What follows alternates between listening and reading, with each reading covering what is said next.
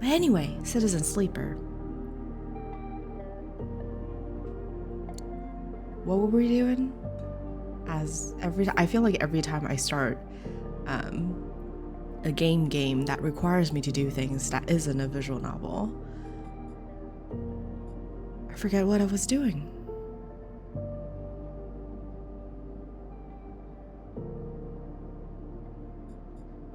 The name of the game describes me 10 minutes ago. Citizen Sleeper. Yeah. Yup.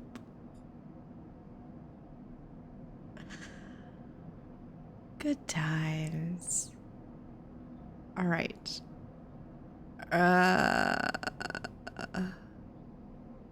Oh, that's right. Fang, my ex best friend. I was just thinking about it the other day, right? Fang was like, "Oh, we'll disable your tracker," and then he leads us to do this like. So far, it's like 4-part quest. I don't believe him anymore.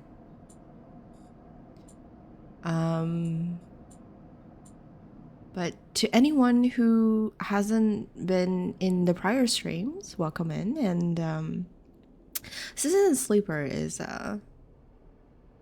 if you play Disco Elysium, it's basically space Disco Elysium.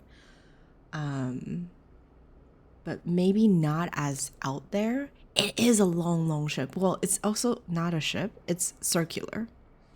So this is a space station, and it basically, if you think about it, it's like a donut.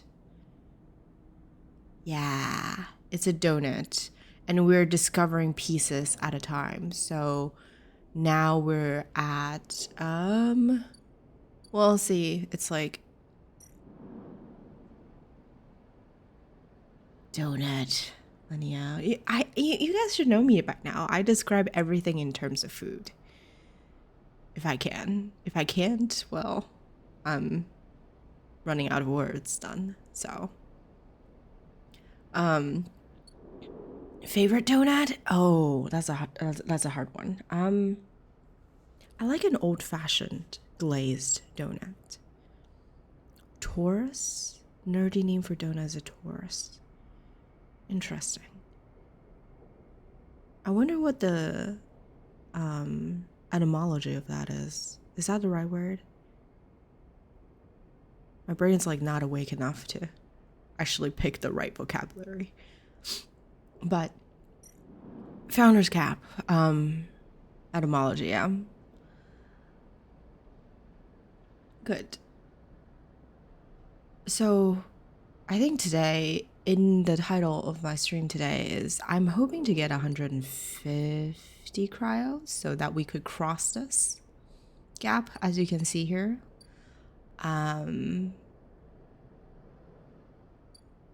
And go mushroom picking if we could. But maybe we should start our day by being a Spider-Man and climb the spoke, because apparently we can scale the scope, and I have never attempted. So we should do that. I think it'll be fun. We have 5s, so maybe that's, yeah, I think we can do it. All right. I am not ending cycle. I'm leaving my house and go eat breakfast.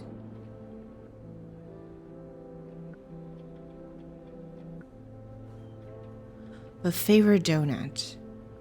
I will never forget about food conversations that we have. Favorite donut? I like a good, simple, like glazed donuts. That's just like, you know, old-fashioned. But other than that, I also like Boston cream. If we're talking about filled donuts, I love a Boston cream. And then there's this like, I don't know if it's a Korean thing, but the first time I had it was in a Korean bakery. It's kind of like, it's a mochi-like donut. So they're extra chewy and delicious. Ooh, apple fritter. I haven't had apple fritter in so long. And those things are, as you know, wild. Extra perfect when it's warm.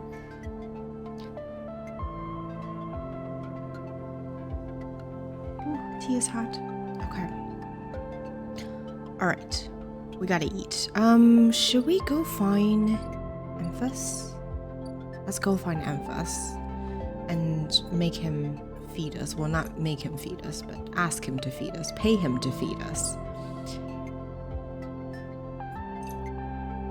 He makes really great spicy fungus or mushrooms, if you would.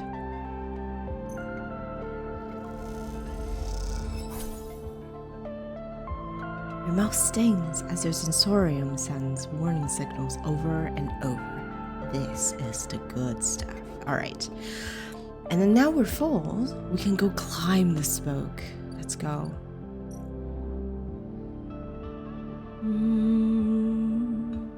Spoke climbing.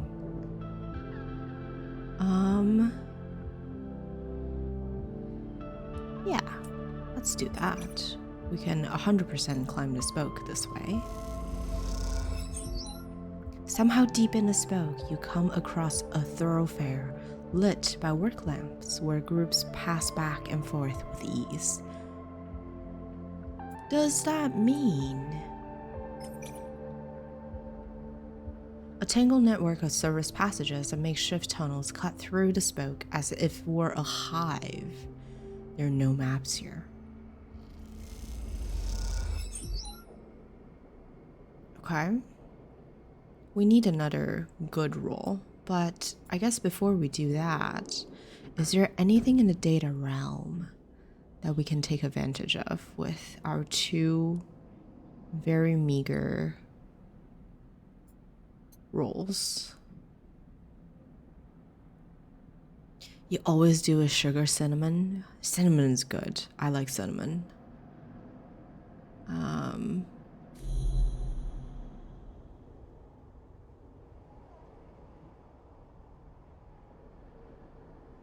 All right, Yatagan agent. That's.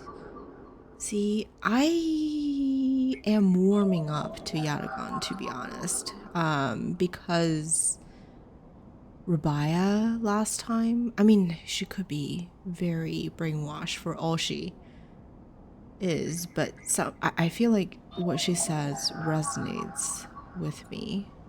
Havenage agent. Well, how close are we getting to getting caught by the... Oh, that's right. Because we got the hunter last time. We don't have to worry about the hunter anymore. That's great. No.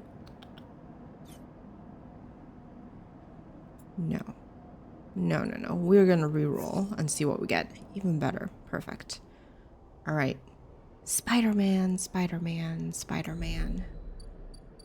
Oh. We have like 2 things now. Okay. 2 new locations. Pass import export. Spoke exporter.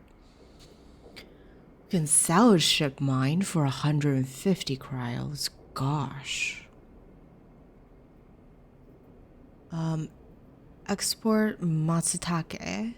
Paz knows a spacer who will take Matsutake out of the ship starboard belts, but only in bulk. 80 cryos for 3 batches. What is Matsutake? I guess what? Oh, it's caps. It's mushrooms. Okay, so if we go mushroom picking, it's gonna be very profitable. Paz claims this ship mine was salvaged from a Solheim executive yacht. We can buy ship mine core. Jesus. 300 versus 150. Capitalism. Oh, we don't have enough skills in interface. Okay, so maybe that's where we put our points in now. Steal shipment. We can steal? You guys know how I feel about stealing in video games. Emphasis in video games. With so many shipments, what's one diverted package? You would have no idea who you're stealing, what you're stealing, but that's part of the fun, huh? Yeah. Midline runs automated freight down from the free spec. They need skilled operators and you don't have to lift a single crate. It's a good way of getting some cryos in. Ah, the music. I love the music in this game.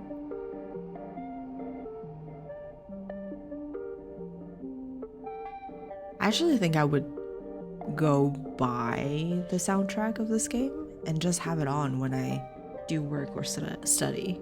This is like really good work music, background music rather.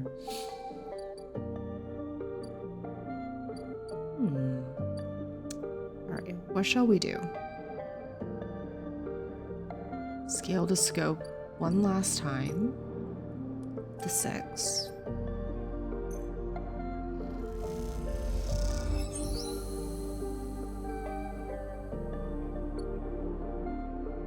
And we can go. Ascender car. Hub access elevator. Take the ascender car to the Eye's central hub. Let's go. We're going to the donut hole. See? Ooh. Oh. That's the greenway.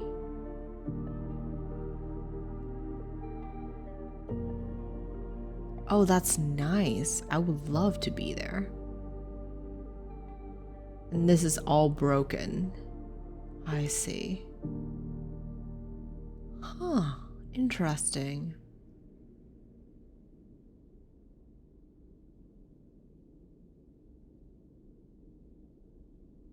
Now we finally got like the full look of the Eye. Did I break the station? Maybe. Perhaps. I don't think we know why the station is broken.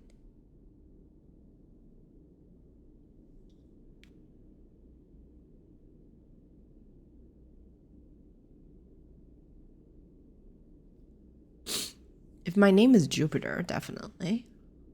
All right, what are we doing? Oh, so this is the descender car. Okay, let's figure out what's here. AE1 mainframe. Station central mainframe. Access mainframe. Wait a second. Navigator thinks the killer is here. Mostly disused. Havenage have set up their own master controllers. Navigator thinks killer is hiding here. Ah. Jupiter, Juniper, coincidence? I think not. Well, actually Jupiter is my favorite planet. I don't know, is it weird to have a favorite planet? But if I have to pick a favorite planet, it would be Jupiter.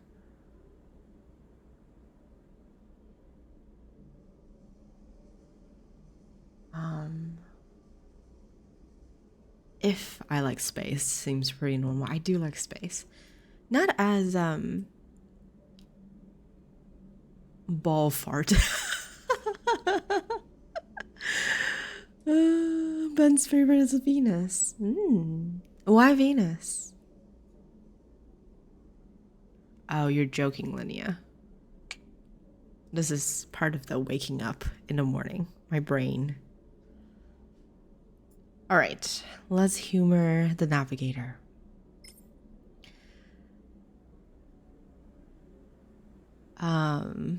So earlier when we were in like the data view, right? That's like the network or the digital network of the space station, and we as sort of a digital being because we are a emulated mind inside a manufactured body, so an android essentially. We're able to basically go connect, quote unquote, connect to the network. And so as we connect through the network, obviously, as you can imagine, the eye has security protocols. And one of the things that it has is to track down and destroy sentient artificial intelligence. And we're marked as one, obviously, right? Because we are sentient. And so there was that hunter thing. So it was like a glowing disco ball of a tentacle monster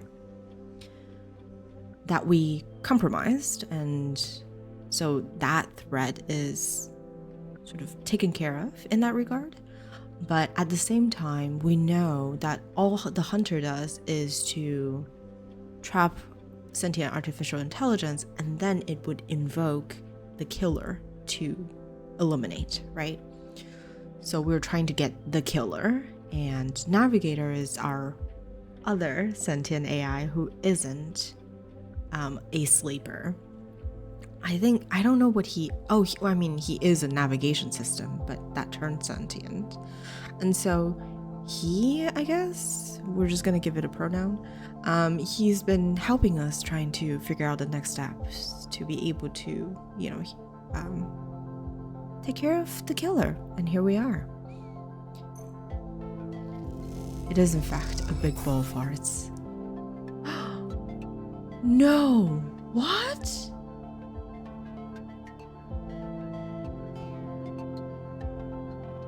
We slot the navigator and the clamps lock. The ship mine is stuck. How are you going to get them out of this thing? Oh, frick no.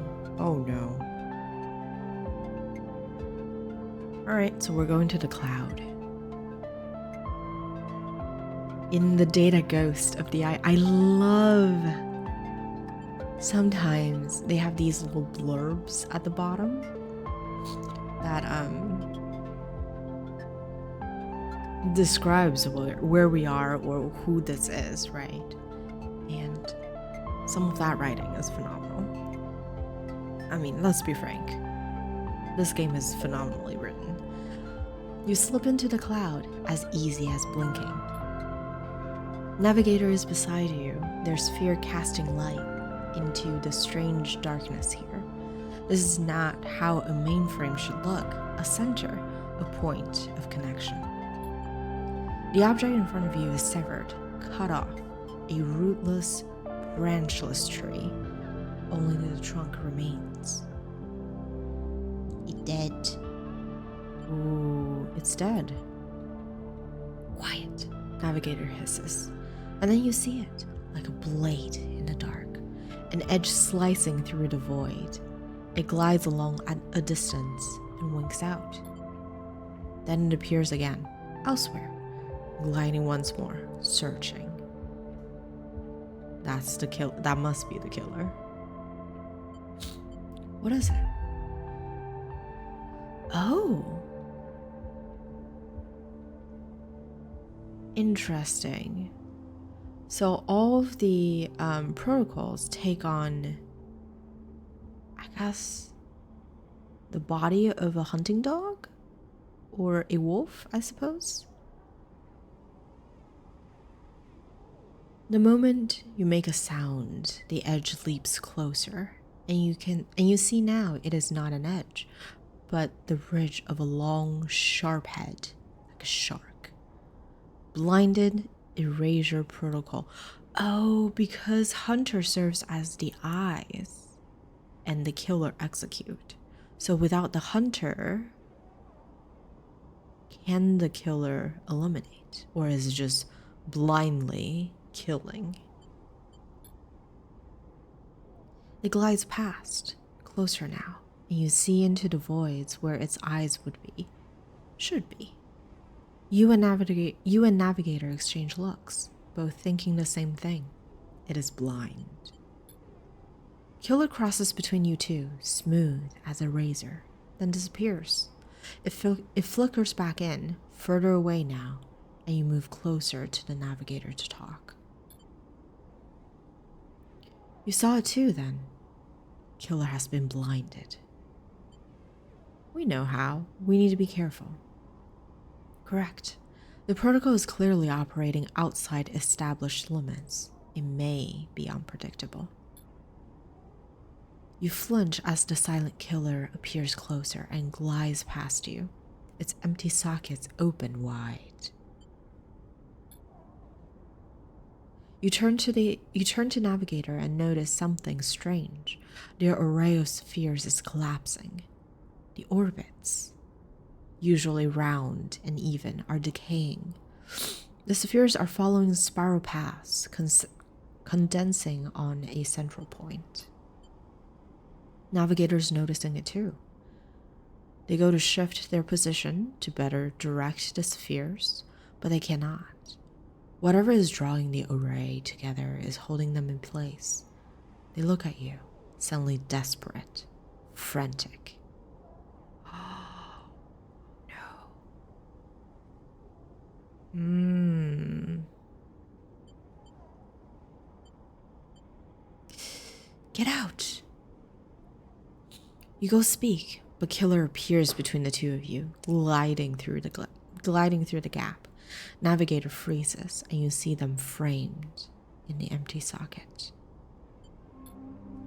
You realize now, if Navigator cannot move, then it is only a matter of time before one of Killer's sweeps brings them directly through Navigator. And time is not a problem for a protocol that has been running for decades. You look desperately around for a solution, for a way to extract Navigator from the mainframe. Then you see it. 3 branches, the last 3, thin and spindly, feeding the mainframe a thin diet of power and data.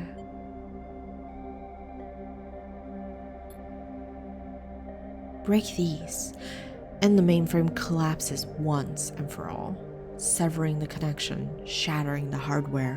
Whatever it takes, they must be broken. But they're encased in something, a glassy layer of protection. You'll need to unlock access before snapping them from the mainframe for good. You look at Navigator, trying to reassure them without speaking, and then you blink back to reality. Their expression of fear, an afterimage that slowly fades. You must act quickly. Oh dear.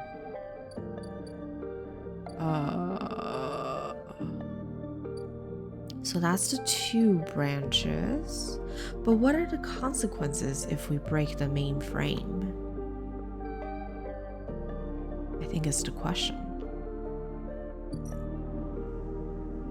Unlock branch. The controller protects. Oh, we have 3 cycles? Oh no, that's not a timed event. Okay. This controller protects the last spindly branches feeding into the mainframe. Unlock access and you might be able to break them.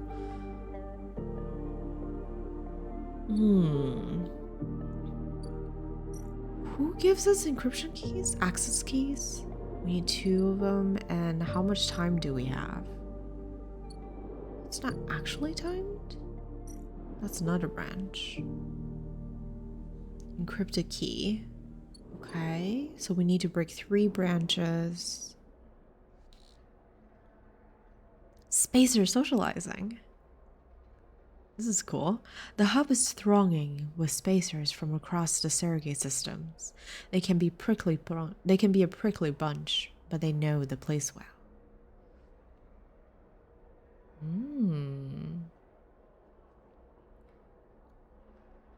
Access manifests. The stack bays house a flow of incoming and outgoing ships. The digital manifests will help you get your head around this place. All right. I I do think then we need to go into the data hub, right?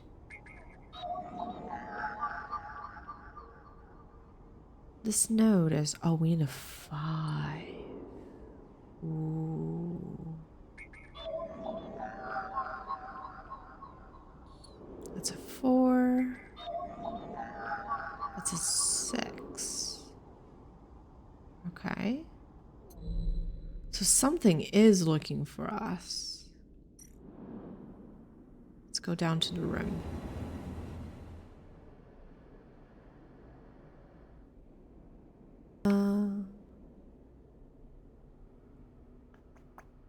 Is there anyone else that would... who gives us access keys? I think it was Havenage, right? But Havenage needs a 2, so it's not like we could use it. So we should use a 3 somehow.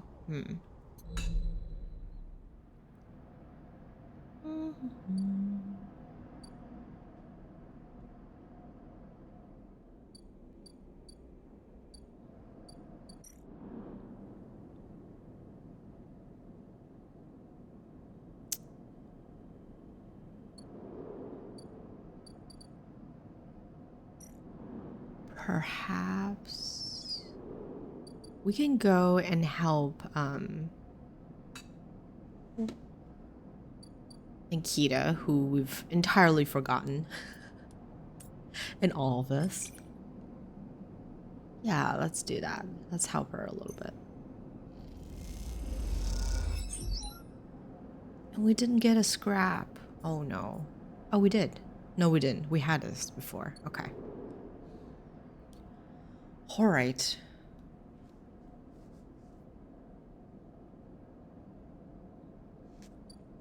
So I guess we shall end the day and then... Oh, so many things. We'll take care of the killer first, I think. All right. Let's go home. We can feed the stray again. All right, it's only 4 cryos. Let's feed the kitty cat. And see if we get a conversation this time. Stray fed. And cycle.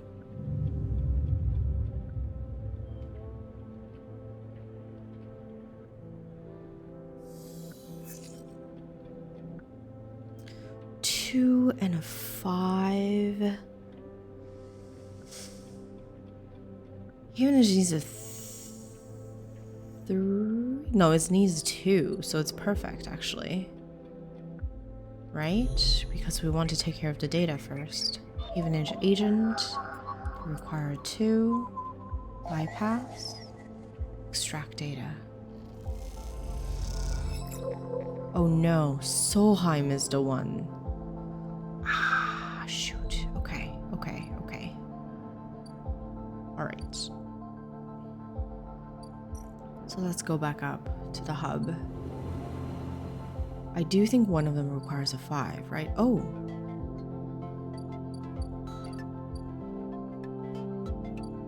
Which one requires a 5?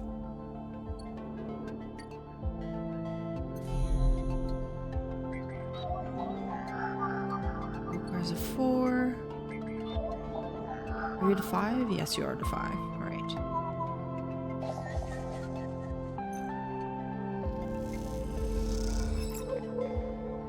We got a keynote.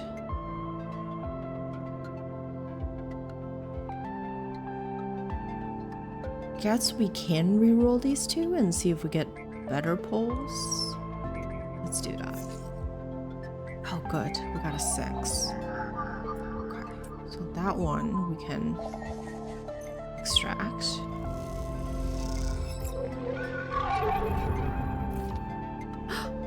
The cloud. A glint, like a light traveling along the edge of a wave, fills your eyes. Then the blade follows, a long head with 2 dead sockets, slipping towards you in silence. You freeze, hoping it will pass you by, hoping that it will not simply slice through you like air. The blade head nears, slides past you, almost. It nicks you, grazes you. You're desperate to cry out, to call out, but you hold your silence and simply watch the blind eyes of the killer glide past, empty of all thought. Then the blade winks into the darkness and you're alone again. Now you cry out. Whew. That's good writing. Okay. Alright, well, there is data. 1 key.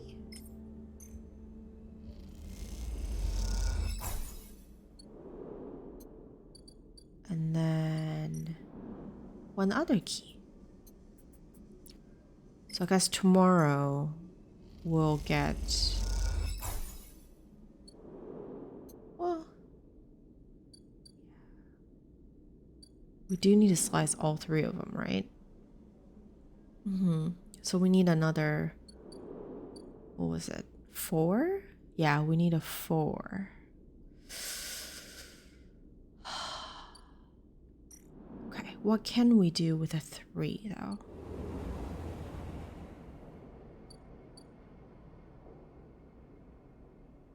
Maybe Mingy can feed us? We don't want to starve in this game, because basically the top bar, we want to keep it to 4 or 5 dice. So like the how healthy you are leads to how many actions you can take per day. So we don't want that to get too low and limit us in that way. So yeah, Mingy, please. Oh, negative outcome. All right, that's fine. And I think tomorrow we're losing that 1 die. Yes, we are. And I think that's fine.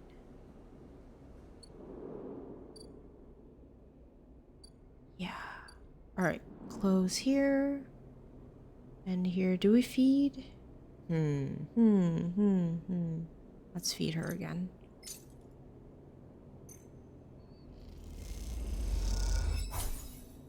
All right, end cycle.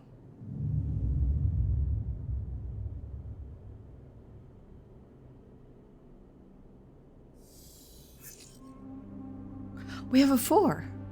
That's perfect. Okay.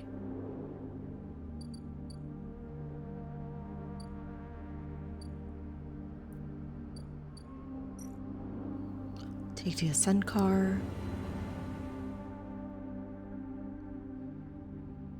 And then we could... Oh no, that's not what I meant to do. Hack this node.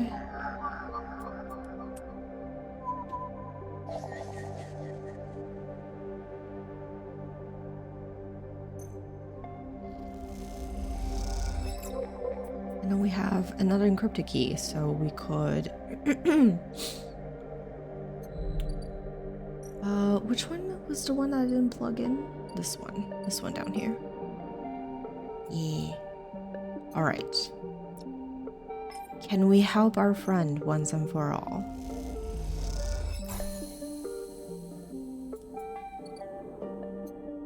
Good. Oh no. Interface. Okay. Forget hacking the system. Killer has to die. If you slice the branch. Connections. Ooh.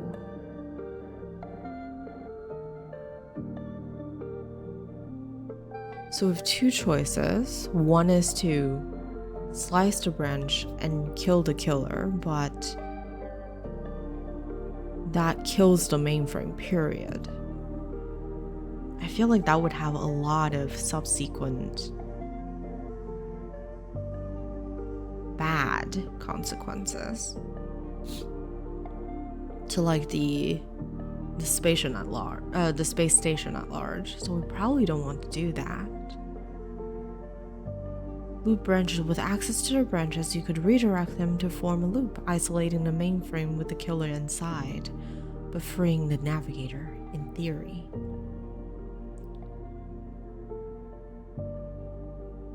I kind of want to try that. Okay, so we need another interface point, which I guess requires us to finish another quest to get.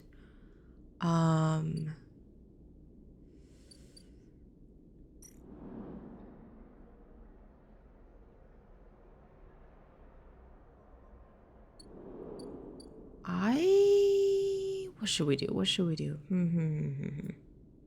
Oh. All right, let's take a look at our very long, windy list of quests. And we need to do Greenway. Let's not think about it for now. Fixing the Embergis is Ankita, so that is the engineer whose ship got trapped. Or not got trapped, but wasn't going so hot. I guess we could help her.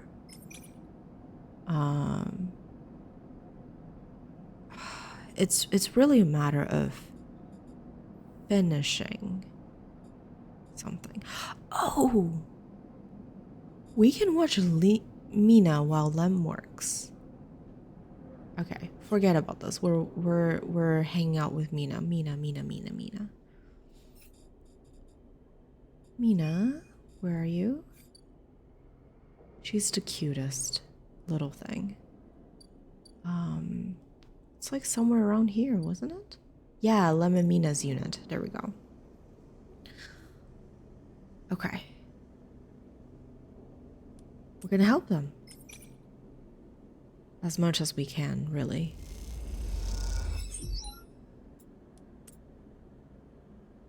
By the end of the day, Mina curls up in your lap as you read her a story.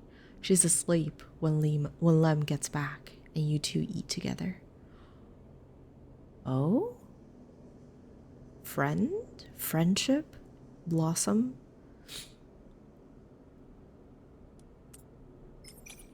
So, a little backstory about Mina and Lem. It's a single father and daughter duo. Don't know who or where the mother has gone, but they're trying to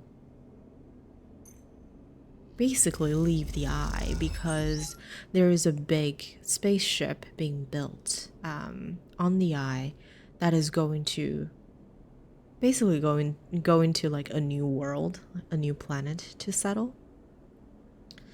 And I think Lem and Mina, Lem mostly is the father. Lem believes that it's probably the best chance that they have to build and have a good life in that regard. It's a 3.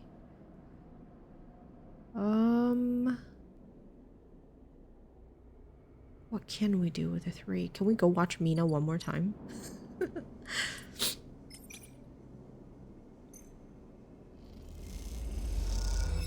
And so we're essentially, well, it's not even that straightforward, right? Because it's a lottery system in the yard, so that you have to work and you have to make it on the list to be entered into the lottery. And since Lem isn't like a contracted worker, it's more like a day-to-day. They get a number at the beginning of the day and they just kind of wait to get called into work.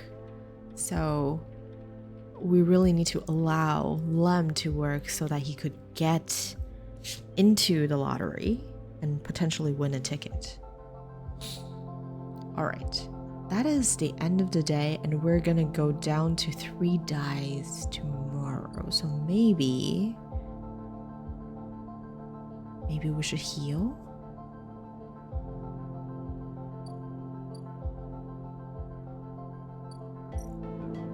let's go back to the unit and take the stabilizer. So we get back up to 5, and then tomorrow I think we can use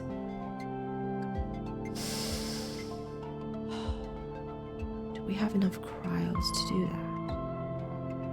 Actually, speaking of which, we should come down here and buy some scrap. I'm trying to remember if this is only 1 scrap or 2. No, it's just 1 scrap. So we need effectively 40 cryos per day to stay stable. That's a lot.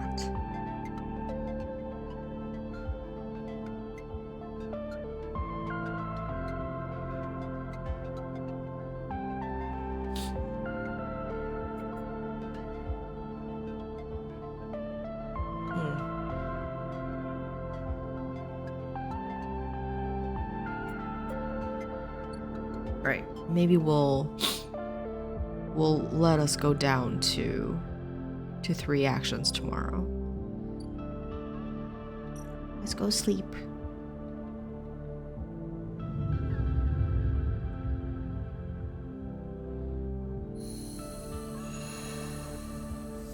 All right. New day, new me, new dies.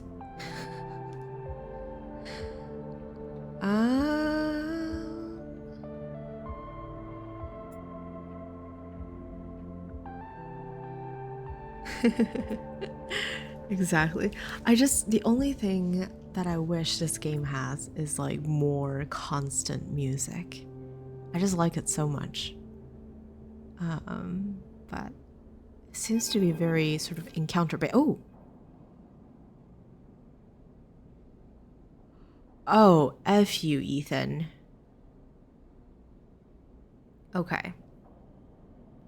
Ethan is I don't know. I mean, obviously there's a reason why I don't like him, but essentially he's a bounty hunter, and if you guys remember us as a sleeper, we were running away, right, from Essen Corp, which is the company that emulated our minds and put us into the body. I mean, not against our will, right? We agreed to it, we sold our body and everything. But we ran away. So Essen Corp was previously trying to get us back. And Ethan was a bounty hunter that picked up the bounty, right? He picked up the request and came looking for us. And as he came looking for us, he found us, obviously. And he was like, okay, well, I could take you in, or we could just hang around the eye for a little bit longer, and you pay my tab and I don't kill you. So we became best friends, and I've never once paid his tab. And then I think last stream, you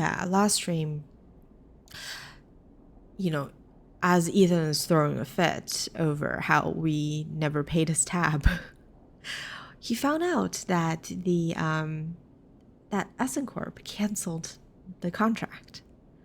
So he has no use for us anymore, right? I mean, he still has that power over us in which he could threaten us to pay his tab, but I don't even know if he still has his weapon, because I think the bartender took the bullets. I mean, he could have more bullets, I suppose, but yeah, Ethan. All right. And it's interesting. I think his art changed between when we first met him and now. You can see that his clothes are getting tattered. He was getting into fights, potentially. One of his nose is plugged because potentially broken nose with bleeding, nosebleeds and whatnot. You miss me? Ethan smiles a ragged smile at you. Nope, not at all. You look at him. He's paler than usual, hunched. He's sporting a black eye and more than a few cycles of beard growth. That's no way to greet an old friend. Friend? Well, he pauses. Colleague? He smiles weakly. I don't know about that, dude. This is big, really big stuff about you. He seems more jittery than usual, on edge. Are you on something, Ethan? You remember now how SNRP canceled the contract on you? The contract I was going to collect? Seriously, Ethan? Well, I'm guessing you were pretty happy about that shit. Overjoyed. Me? I lost everything, but let's not worry about that. He smiles sarcastically. And so what did you think? That was it? I was just glad to be done with you. Oh, the feeling was mutual, except Ethan leaves a dramatic pause. What if old SNRP gave the bounty to someone else? Someone who is even more of a shithead than yours truly. He smiles darkly. What a disaster that would be. You're bluffing. Sure, you could think that. But then you'll wake up, or not, with a bullet in your head one of these cycles. And if you could think, which you won't be able to because of the bullet, you'd be thinking, oh, I wish I listened to Ethan. He grins. Ethan fishes around in his pocket for a slip of a paper. I've been speaking to some friends, you see, some colleagues, about what went down. It turns out SNRP canceled their bounty contracts. The whole lot. And why are you divulging this information to us? It seems they've brought someone in-house, some guy who did so well on their last contract that it got offered a job. He leans in.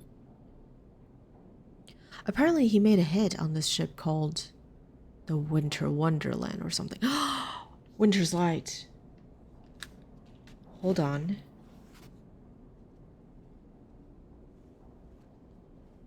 Sorry. Grabbing my notebook. I was organizing my notes on this game the other day, and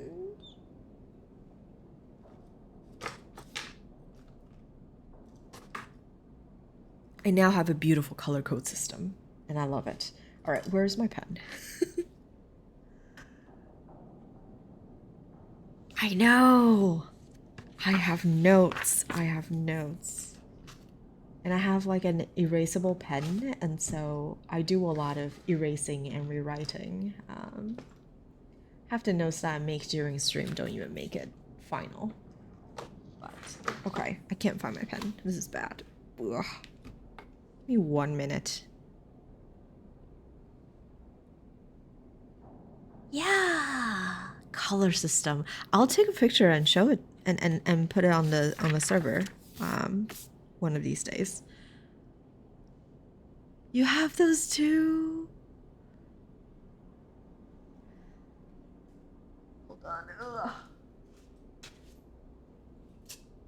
Okay, I found it. Okay. Winter's Light, whatever. So Winterlight is a ship that we found in Dragos, if you remember Dragos. Dragos was the guy who found us and gave us like the container to sleep in initially, right? And he's like nice, but at the same time he's like kind of cold. Well, we should say he's kind. I wouldn't say that he's nice. He's kind. But of course, as you can imagine, in an environment like this, protective of himself. And one of these days we pulled in a shipwreck, I guess, remains of a ship called Winterlight. And it was given to Dragos by, we think, Conway Extraction, as, you know, it's a company name. We don't really know what that means. And we, by studying the remains of a Winterlight against, you know, Drago's wishes, we found out that the Winterlight was attacked, basically. And it sounds like it was this guy's doing. And on the ship, we found traces of a sleeper. So we weren't the only one. It was smuggling sleepers out, from SNR's big corporate nose. He killed a crew and blew the ship. Jesus, Ethan whistles. They called him Hemwick or Maywick or something. He gives up looking for the paper. I forget. You mean Winterlight? That's it. He looks at you hard, so you do know about all this. He pats you on the shoulder. Then you'll be very happy to hear what I'm about to offer you. Are you gonna protect us and then make us pay your tab? Oh yeah. Ethan runs his hands through his greasy hair. Given this new information I've brought to light, it seems like you're in need of protection. I'm gonna wait for the pitch. I, meanwhile, am in need of assistance in kind. It turns out I upset some people at the compressor the last time we were there, the owners. And they say they'll space me unless I work off the debt. And why don't you work off the debt? It seems they're that kind of businessman, he grimaces. I would pay them, but he shrugs and turns his jacket pockets inside out in a mime of poverty. He looks pitiful, even more so for his clownish acting. Well, then work it off. You should be glad, the anger rising in him now, that I came here and told you this. You think anyone's looking out for you? You're a contract, a name on the list. He kicks the wall. Ethan rubs his temples. I'm sorry, he hisses. I'm sorry for being a shit and trying to kill you and whacking that thick skull of yours. You don't sound sorry at all, okay? You think I want to go up against this guy? But us. He jabs a finger between the two of you. We don't have a choice. So you keep me from getting killed, and I'll do the same for you. We help each other, a straight 50-50 deal. He looks at you. I'm not asking for a favor. I'll think about it. Ethan nods. I'm on the compressor every cycle, working. Work more. He pauses. Just think about Maywick. Think about that cold-eyed SNR shit on his way here from the core systems. He smiles. That should give you the motivation you need. Ethan swaggers off down the corridor, throwing his jacket over his shoulder. Can't wait to be working with you, he shouts. Ooh, I don't know if Ethan.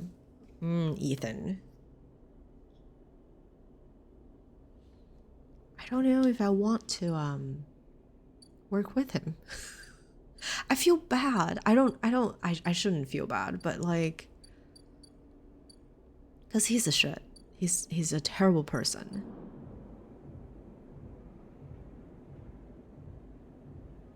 Oh, Ethan has a lot of debt. Yikes.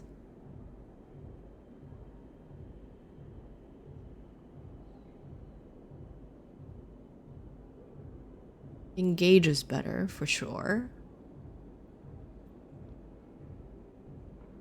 I wonder what Ethan would do for us.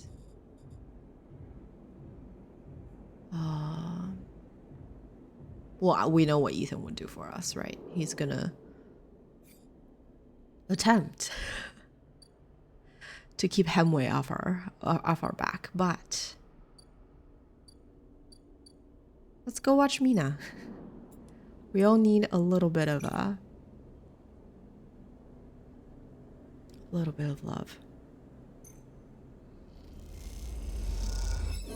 Yay! Oh. Wait. Oh, it was a negative. Okay, Mina is crying when Lem leaves and refuses to talk to you.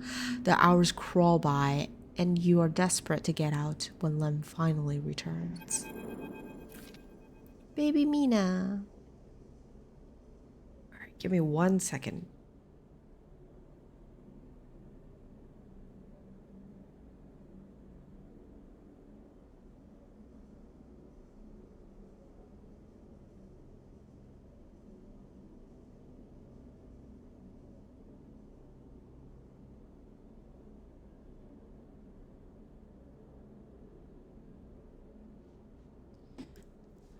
All right, Lem. Oh, Lem. Oh, Lem. I think this is the first time we've seen him without Mina, like in a picture. Tough day, huh? Dog tags and everything. She's asleep, whispers Lem, creeping back out of the unit's tiny bedroom, sliding the door shut as he does. You're perched at a thin bar in the main room. The slate in front of you still glowing with Mina, and your drawings from a cycle spent together. There's a ring, the only world Mina has known, with stick figures standing along its edge. The tall one is you. Oh, you know you've made it when you appear in a child's drawing. Drink? Asks Lem, producing a worn-looking bottle of Durell from under the bar, its contents glowing amber in the fluorescent light. Sure. Lem nods and glugs a few fingers into a couple of metal tumblers, then sits down with you at the bar. Cheers, he offers, and you click the metal containers together. You know, we actually have something to celebrate this time around. Lem gives you a sideway look. I made the assembly team on the Sidereal. He grins broadly. Clearly, he has been desperate to tell you all cycle. Oh, he made it. That's great. That makes me very happy. I knew you could do it. Lem holds up his drink. You did get there first, friend. I'll give you that. He looks away. Seriously, though, couldn't have done it without you keeping an eye on little Meanie back here. Lem shifts a little on his stool. He looks uncomfortable. How's our girl doing, sleeper? I haven't seen much of her these past cycles. She misses her father. Lem looks away. Yeah, he says to no one in particular. The silence stretches out as Lem takes a drink, his eyes fixed on the bedroom door. You okay? He nods. I can't take all the credit for Mina. She isn't actually mine. What? He gazes into the middle distance. I pulled her off of a refugee shuttle out by one of Ember's moons. The colony was falling apart for decades after Solheim collapsed, surviving on next to nothing. Oh, gosh. Okay, Lem just made it to the top of my list.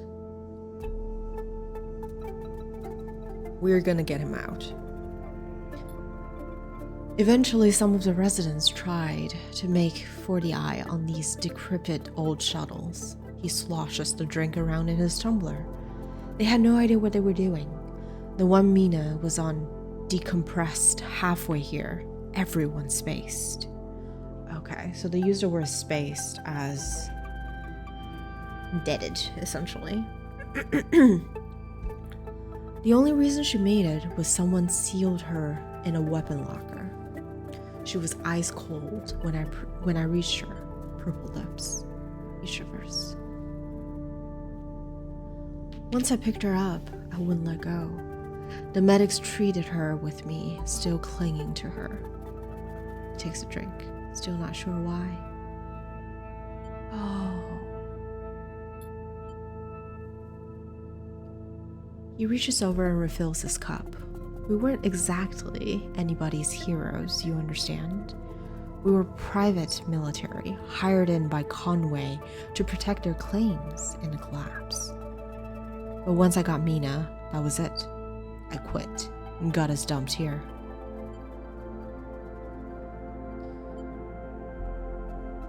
Family's probably all dead.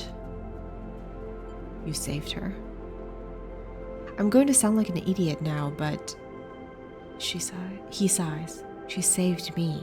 That's the truth of it. He looks around the decaying unit, its stained plastic plating and flickering lights. Me. I brought her to this. She was tiny, too small to know what she lost, but I can't stop thinking about it. He rubs his eyes, dark with tiredness. What if our number doesn't come up in the draw, sleeper? What then? The sidereal will sail off without a thought, leaving us here. What kind of life is that for her?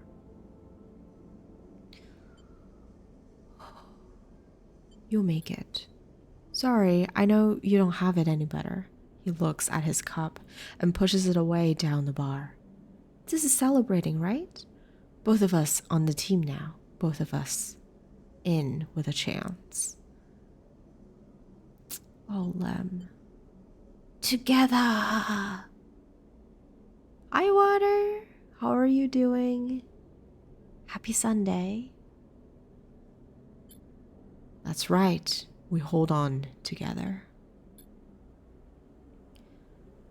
Oh, I don't want to leave with you though, Lem. I just want to get you the ticket so you and Mina could go. How do I tell him this?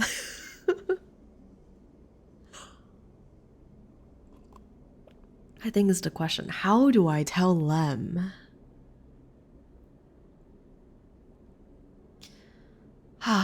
Okay. Imagine all three of us riding the sidereal horizon out of here to a new world.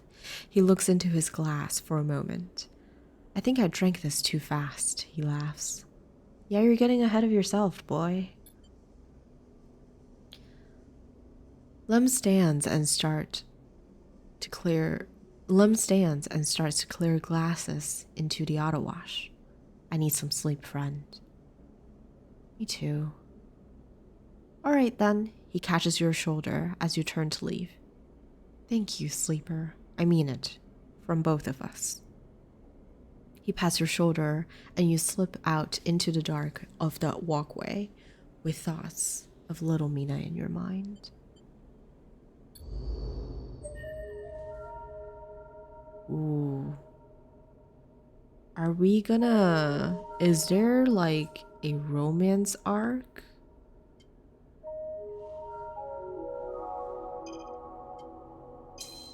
I don't...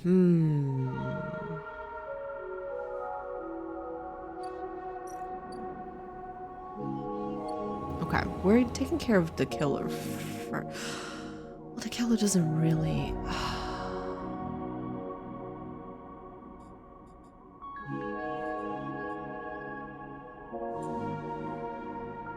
We have to work in a compressor. Screw you, Ethan. How are things going? You did miss a lot. No, it's okay. It's okay. Things are going well. we look at our complete list. You should be proud, Water. Well, some of them would just give up, like we did not pay Ethan's tab. But we did a lot. I'm trying to remember where you left off last time, but some of my focuses now is that, as always, we want to essentially do Feng's bidding because he's the only one who could disable our tracker. So we need to do that. That's one thing. The other thing is we need to, if you remember the navigator, I don't know if you were here for that, Water, but I'm sure you remember the hunter, right? The tentacle monster. Navigator is our friend in the vending machine, and he's been, or they've been trying to help us, and for their own selfish purposes, disable the hunter and the killer for quite some time. And now they are trapped in the mainframe by the killer. So we're gonna try to help save them from that. Yeah, the talking vending machine, exactly. But I have a lot of different priorities right now. We're still drowning in quests. That doesn't ever end. But we've helped we've helped Lamb. If you remember the father and daughter duo, we've helped Lem got into the assembly team, so hopefully he can win a ticket for himself. And I think we need to make some money, unsurprisingly. What is the fastest way to get money? Moolah. I think it was the Ord exchange that we can get 19. Where was the one with 24? Oh, in the tea house. Okay.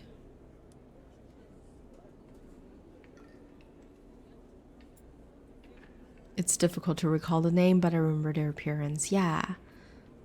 So the one that we were just talking with is Lamb. That's the father. And I think he's got feelings for us. I don't know. And I need to figure out a way to tell him that, like, I'm just helping you because, you know, there's a little girl with you, but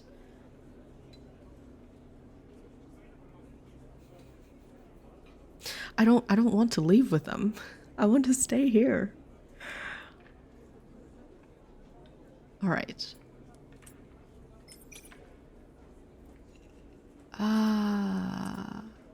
Money. Yes. Okay, 24 cryos.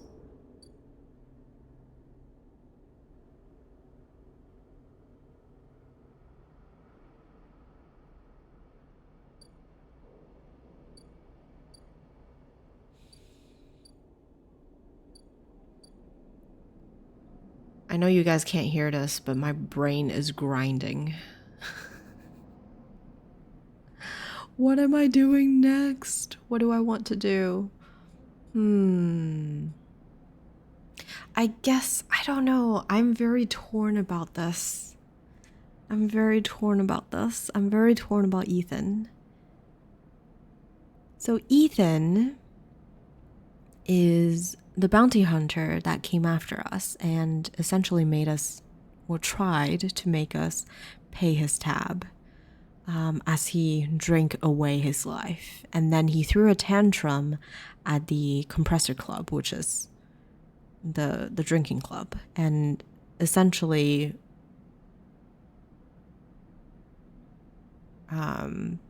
caused damages to the club. and now he is getting threatened by people. At the same time, Ethan is telling us that even though the contract from SNARP, the company that owns us, got canceled, SNARP has hired someone in-house to come hounding for us. So if we help pay off his debt, he will protect us. I don't know if I should trust him. And where do I live? Oh, let me show you. We no longer live in the container, you can see. We live up here now. We actually have an apartment where we have a cat. We have a cat that we could help feed from time to time, and we can pet from time to time. I mean, we have only seen her once. But we have a cat, we have a little companion. And we can repair ourselves, which is very, very nice. Okay. With a 4, maybe we do go help Ethan. I'm very concerned. I mean, I guess if we turn off our tracker, maybe what's his face? Maybe Henway couldn't get to us anyway.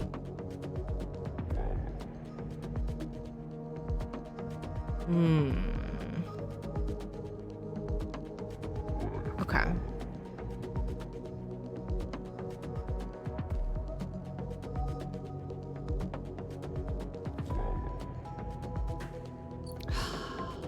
I'm very torn. I'm very torn about Ethan. I part of me is kind of like, well, screw you, right?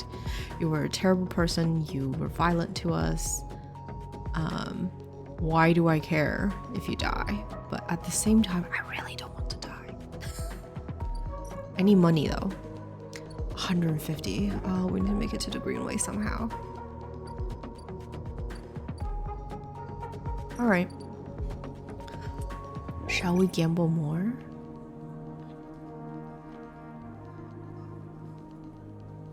That's 5 cryos isn't worth. We should just go get the 19 in the Orton exchange. Oh no, it's the same thing.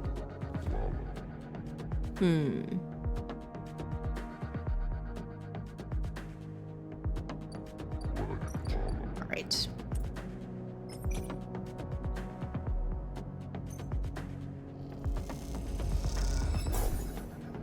Nice. We got a scrap item. Okay, so I think we can last one more day.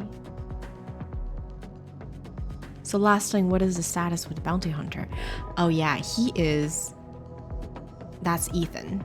That was the one that I was talking about. So he is in here working off his debt, right? Because the contract from the bounty hunter got canceled. Contract from SNARP, the one who put out the bounty, got canceled. And he threw a tantrum at the club and basically made damages, and the owner of the club, yeah. So he's working off his debt, and he is hoping that we could help him work off his debt because, you know, he's saying that he would offer us protection in return from the in-house hunter. But we will see. I don't know. I'm very torn. All right, let's go home. And I think we have one more cycle. Oh, I'll need to leave the station, get protection, or disable your tracker before they arrive.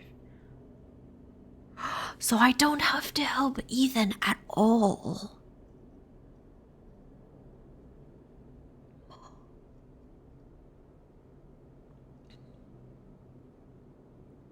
That's very tempting.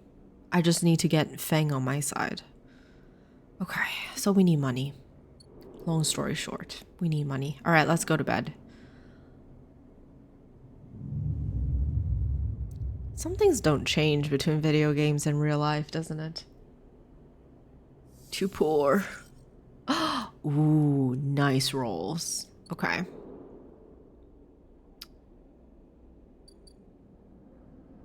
Where's Emphas? Emphas, where are you, friend? Emphas. Did I lose him? Oh no, he's here. Feed us, Emphas. Yum yum.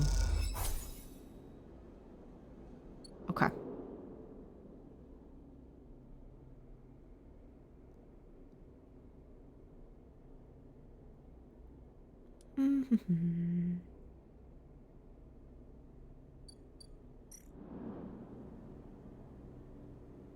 Oh, it's only -1 condition. I thought it was a -2 condition. It's really not bad then. Okay. All right. 6s. I think we can.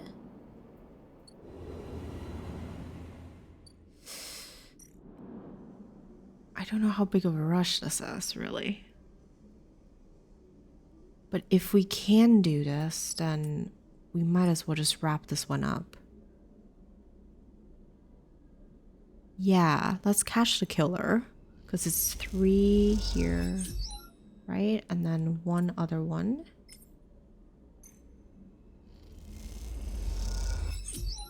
Nice. And then we could refresh this. Oh, 3 is not good. Okay.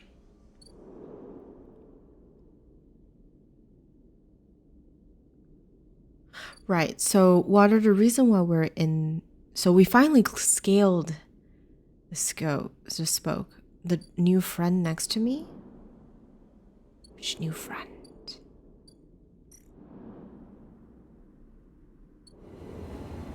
I forgot. Where were we? What were we doing? We have a new friend?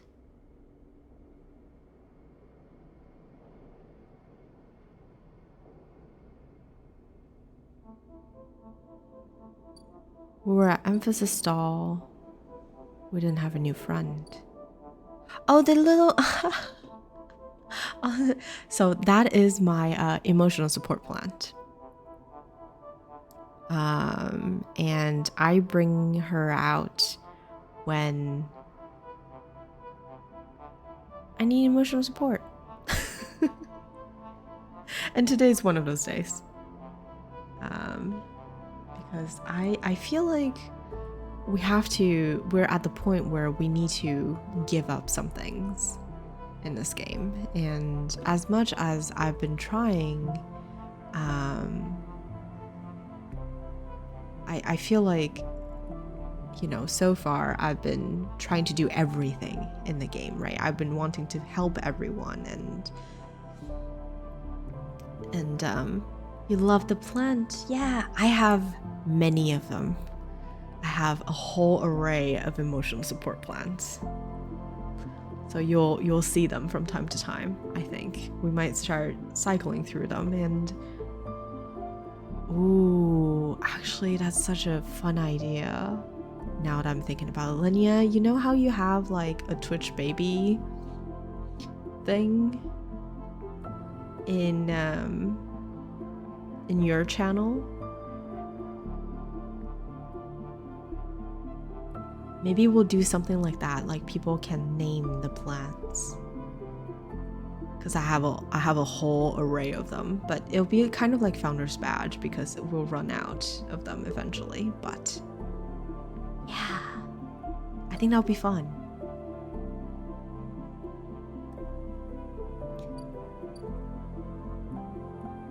Okay.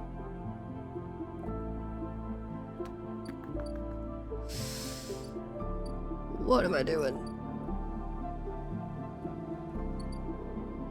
I feel like I ask myself that half the time. We really need to get into Greenway. Really, I think that's the key right now. And in order to get into Greenway, we need 150 cryo, so it's really just a matter of money right now. Money. Money, money, money, money.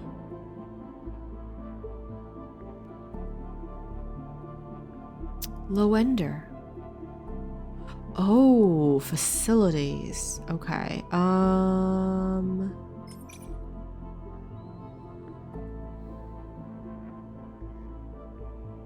Let's do that. Fingers crossed, please. Okay, just one. -3 cryo. So mean. Okay.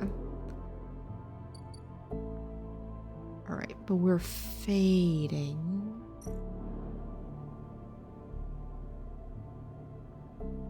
And we always feed the cat, even though I'm extremely poor. But we feed the cat. We always feed the stray. I don't even know what it does. It might just be a silly thing that I'm doing, but... Alright, we end cycle and then we start a new day.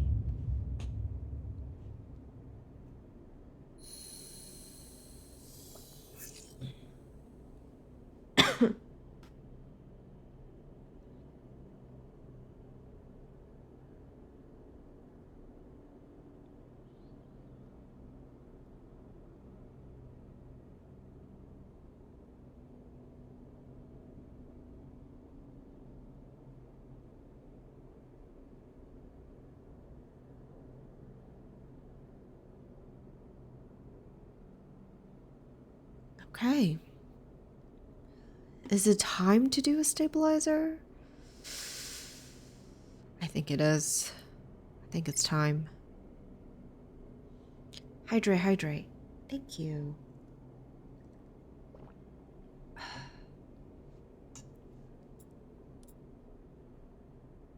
Yeah, let's do the stabilizer. So we're all the way back to the top, and then I think if we leave, just go back here. I just want to check one more thing. So we lose 1 condition, but we lose 2 energy. So that's really not that bad, because that way we could keep us at stable with 1 scrap item per cycle, which should be okay, right? The dock will be back in 2 cycles, so it's not that big of a deal. We need money though. Money, money, money. Let's go gamble. I think this honestly is the best way to get money here. 17.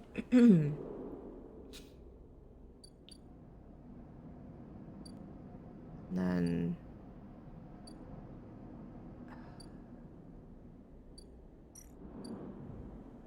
the ticking bomb is making me very nervous.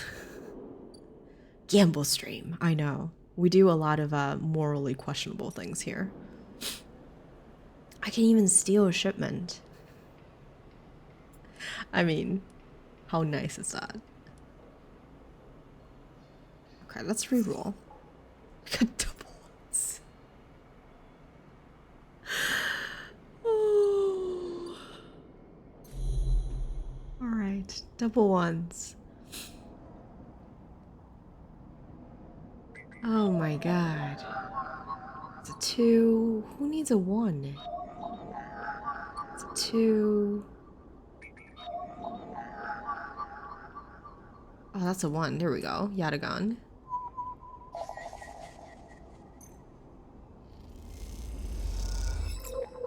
Data extracted. But I don't want to sell Yatagan data to a certain extent.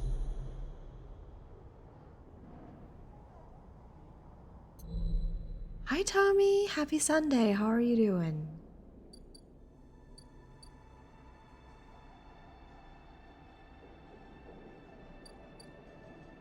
Let's go into the spoke and just check again. If there are data nodes that we can mine. Oh no, there's nothing we can mine. All right. Let's get down.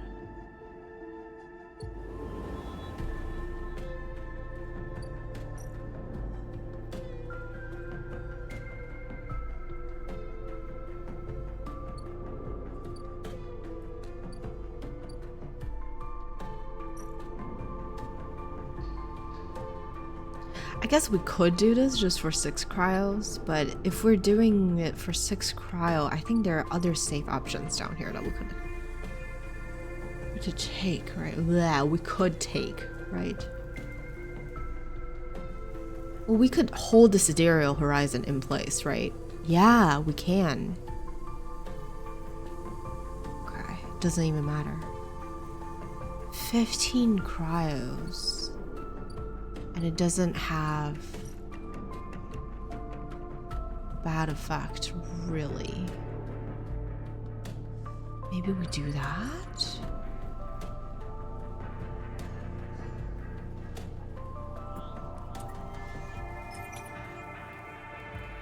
I just want a neutral outcome. -1 condition. I'll take that. I will take that. Okay.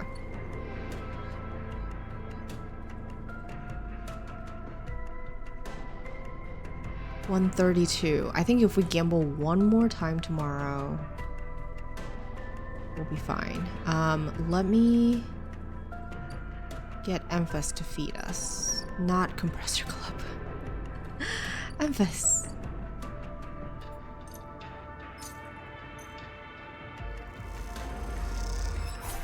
Okay, perfect. We're healthy. We're happy. Let's go home.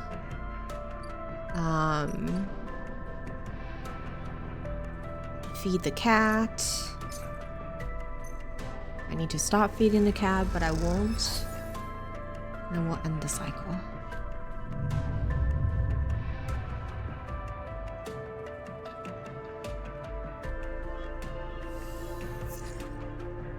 Nice rolls. This is great. This is really good. Okay. We can go gamble twice then, I think.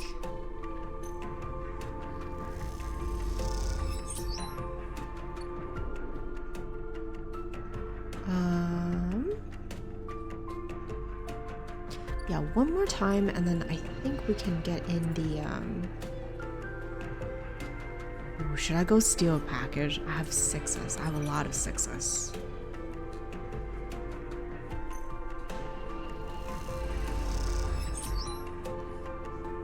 Yeah, I think our biggest priority is to get in the Greenway, because I want to disable my tracker.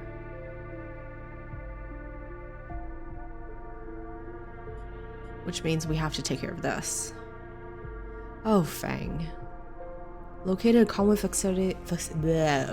facility buried deep in the wastes. He needs your help to crack it and expose Harden. Let's go. Alright, we're gonna be a poor person, and that is okay.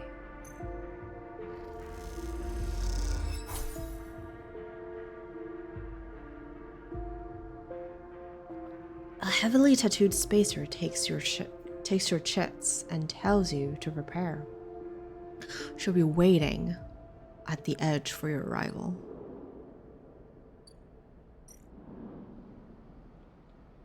We can just go. Let's go to the Greenway. All right. I'm excited because we have plants. You can see there's grass and trees and all right. As you step out into the passageway, someone barrels into you from behind, sending you stumbling down the corridor. Overgrown biosphere. Well, that's a new person. Eshe? Eshe? Eshe? I don't know. Eshe. Stubborn XPR spacer. You turn to see an unfamiliar spacer laden with heavy gears. She steadies herself, staring you down as if daring you to respond.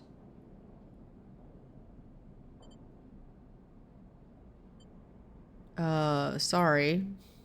She adjusts a strap on her shoulder, holding up a hand in recognition before setting off down the corridor.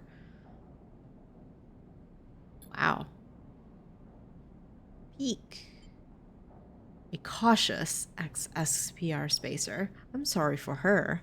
A second spacer smiles at you apologetically. She's on a mission. And when she's on a mission, they struggle.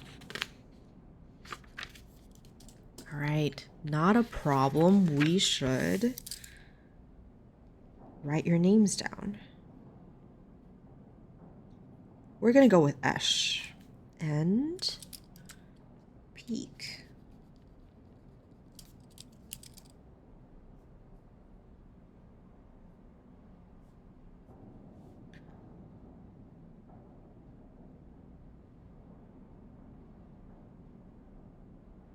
I can do both. I can pay the bounty hunter debt and get my tracker off, but do I need to do both? I don't think so. And I think the part that I'm feeling conflicted about is I don't know if I want to help Ethan. I don't know. Maybe? I can? I can. We might be a little strapped for resources if I do both.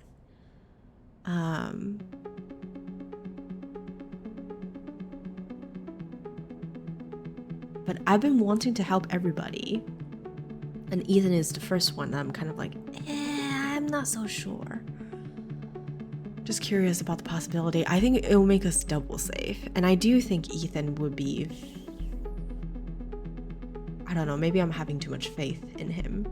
But I think he would be very nice to have as an ally, right? Because no one that we know can fight for us. Lamb Dem as hell isn't gonna fight for us. I mean, Emphas might with his giant walk, right? That would be hilarious. But everyone else...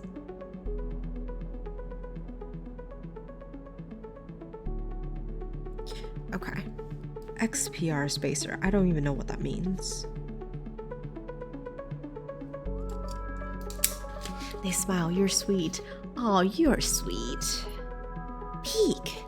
Ash stands further down the corridor, glowering at her friend. She chops at the air, pointing down the corridor to whatever end she's rushing to. Peek raises their eyebrows at you. Ash, please. Do you want everyone on the station to hate us? Ash hardens. They want to hate us. They can hate us. She drops her hip. I'm not exactly seeing much love as it is. We're lucky we got through before they set up that damn cordon. Cordon? Don't interrupt. Peek sighs. This station is on Hawthorne. Everyone isn't yoked to the same corporate protocols. Ash sighs. I'm not saying they're part of the administration. She jerks her head in your direction. But I'm saying we need to get these supplies to Briar before someone starts asking questions. I feel like we shouldn't be asking questions. Why are all of these questions?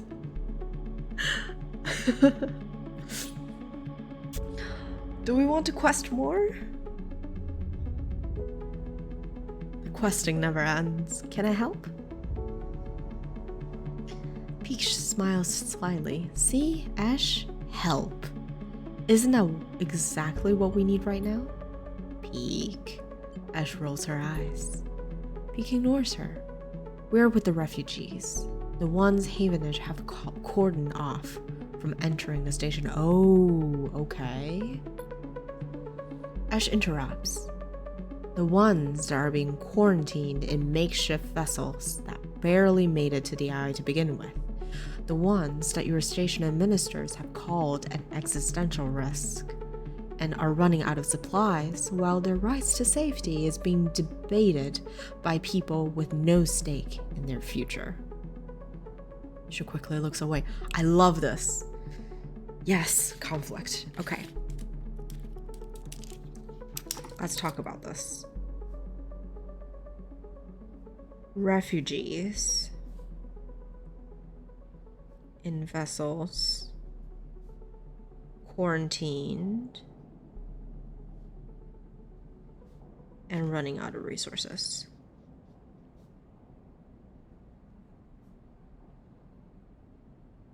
Okay, so it seems like Havenage, Solheim, whatever, is like a mess. It just is a mess. She quickly looks away, annoyed at her own outburst. Peak sighs. She's right. People are trapped out there, and they turn to Ash. We understand that this is a big problem for the Eye. Hundreds of refugees and more ships turning up each cycle.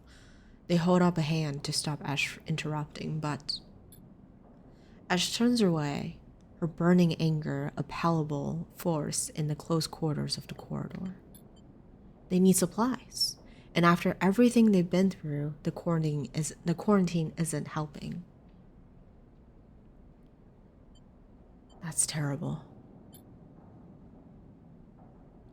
Ash looks back at you, her fierceness fading. Peek, please. Ash gathers herself and the supplies. Ash, we need help, just like the refugees needed us. We need others too, they smile at her. Peek turns to you. Come find us. The climbing briar is docked at the broken spoke, past the greenway in the wastes. The wastes, okay. We have a good view of the cordon, though we are keeping our distance for now. Come help us. They squeeze her hand. Ash turns to leave and Peek follows, waving goodbye. I like him. I like them. A moment later, Ash shouts back down the corridor. Don't bother coming empty-handed. You want to help? Show us. Bring supplies or don't come at all. Oh my gosh, lady. And with that, they disappear around the corner, Ash already picking up speed as Peek calls for her to slow down. I know, rude. A refugee flotilla? Where are they coming from, and why now? Each time you think you begin to understand this place, something changes. And where are they?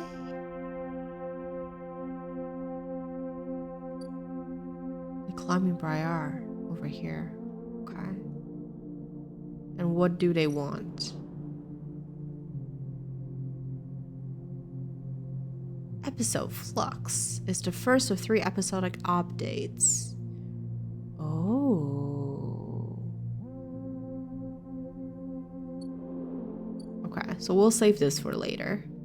That's mushroom picking.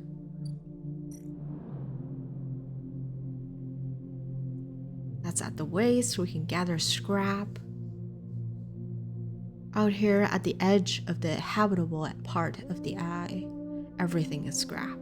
The trick is finding components that are still usable and staying safe. You would think that it has to do with engineering, but no, it's endure. Weird. Okay. There's Fang.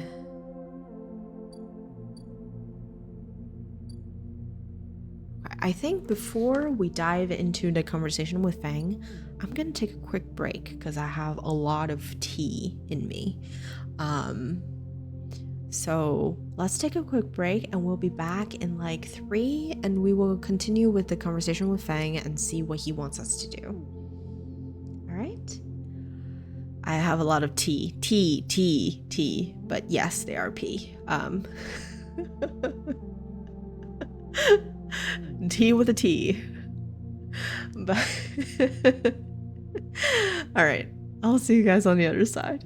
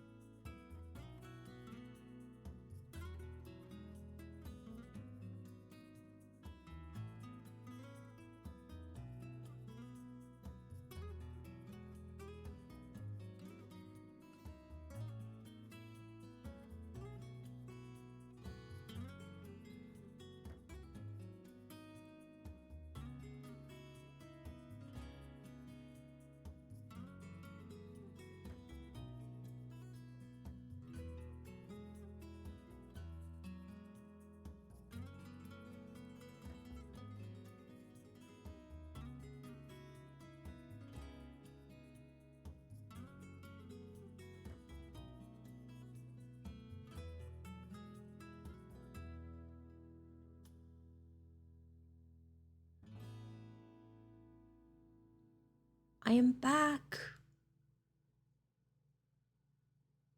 All right.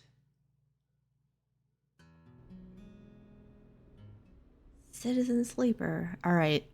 Fang, what do you have for us? I guess before we talk with Fang, let's just take a quick survey as to what are our options. So the Fury is going back, which is fine. Greenway, overgrown biosphere. Map the pathways rather than simply thrash through the undergrowth. You may sketch a map of this overgrown jungle to try to better navigate its hazards. Going green, exploring the Greenway is unlike any other place on the Eye. Its overgrown chambers defy mapping. The simplest way to explore the Greenway is to pick a path. Is simply to pick a path and set off into its twisting chambers and passages. This carries obvious risks. Okay. And then this one, Haifa. Work the canteen. Oh, so this is like a whole new other organization. Interesting. Let me write that down. Haifas.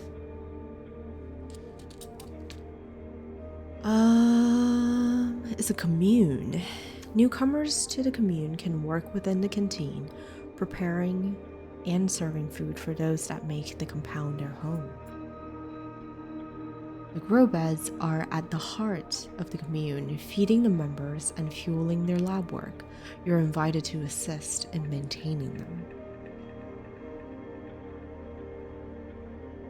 So this is like a utopia tree plant people.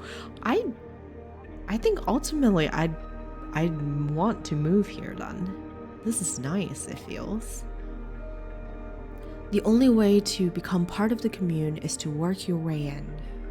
That sounds like a common theme.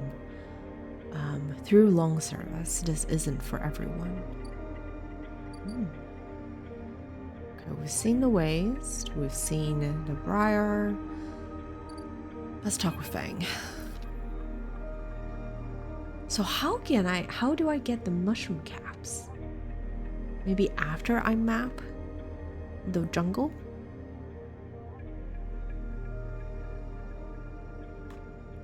When you enter the service dock, Fang is already set up, crouched among stacks of equipment. He's leaning over a terminal, bathed in a blue glow. He looks totally at home. And what is this? Oh, this is the aid. Later. Sleeper, what do you think? Turns out not everyone in Havenage is set against me. A couple of my old systems pals managed to ship me some of my old gear. He gestures at the pile of blinking hardware. The mess is here. Fang laughs. Don't question the process, Sleeper. What are we looking at? One massive smoking gun. He raises his eyebrows. Fang beckons you over. He has a set of scans of the waste in his terminal with heat maps of activity overlaid.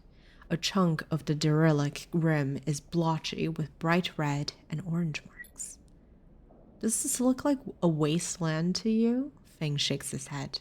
There's hundreds of Conway machines out there, all lined up in concealed hangars, and a whole underground facility to support them. Oh, we found their base. Hart has got a crew out there putting them together. They must have shipped them in piece by piece through the shipyard, ready for assembly out here. Why? They're planning something. No one needs hundreds of heavy-duty reclamation drones to run this kind of operation. Maybe Hardin masks this whole thing as an effort to clean up the waste, but there's no way this is about pulling scraps off the Eye. Fang looks worried. And why is Conway in the mix? I bet no one in Havenage knows another corporation is... Oh, I bet no one in Havenage knows another corporation is setting up on the station. They aren't stupid either. These scans are the best info I can get. The wastes are cut off from the eye's cloud and networks, and the greenway is a total dark zone. No data can come in or out. I can try. No use. You need to enter the cloud, and there's no cloud to speak of. He turns and winks. That's why I'm gonna pay them a visit. He is crazy. Okay, how? You forget. Havenage comes in and out of there all cycle. I should be able to get in, as long as no one I know sees me. He grimaces playfully. But I need you on the outside to help disable security systems and cut me a pathway through. There's no cloud access, but if I can get inside, I can open up nodes in their network and we can work in tandem. Ooh, that sounds fun. It's a massive facility buried deep down there. Miles of corridor and ventways warped. Miles of corridor and ventways wrapped around cargo bays and hangars. So it'll take more than a few cycles to work through it. But as long as you can keep them off my back, I know I can rip what we need out of there. What about my tracker? He pulls a handful of ripple worms. More ripple worms. He pulls a handful of ripple worms from his pocket and hands them to you. These are the last of my little helpers I managed to salvage, so make them count.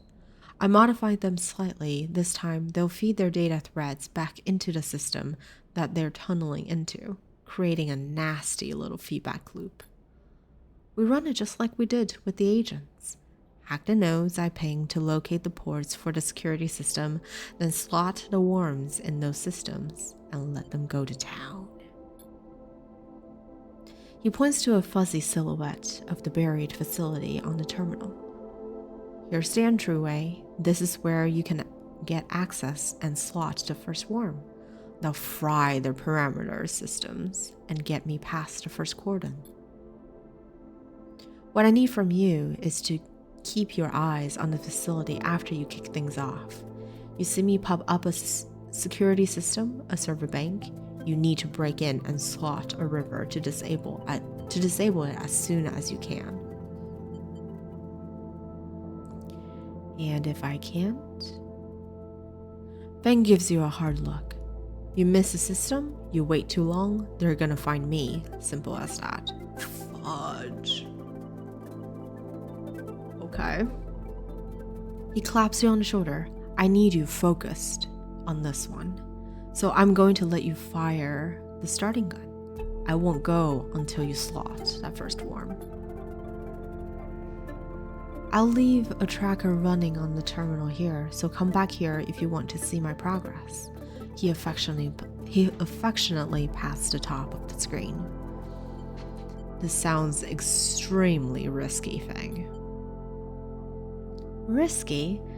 This is audacious at least, he grins. Wouldn't be worth it if it wasn't. Feng gets up. It's all in place, you just need to make your own preparations, then slot that worm. He stretches. Just don't wait too long. I'm getting bored of all this sneaking around. Once I'm inside, I'll get the proof we need to end this whole thing, no matter what. He crouches to check the terminal. We can't take longer than 6 cycles on this thing, remember that. 6 cycles. Maybe that'll be enough time? He stands up. Oh, and one more thing. He lowers his voice. If I get caught, or if you can't reach me, or we run out of time, there's one thing I need you to do. Don't talk like that. Just listen, he hisses. You've never seen Feng so serious.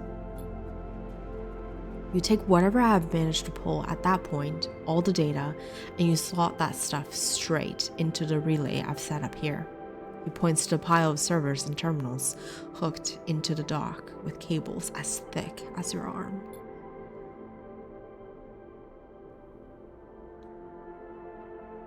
He is jinxing it, right?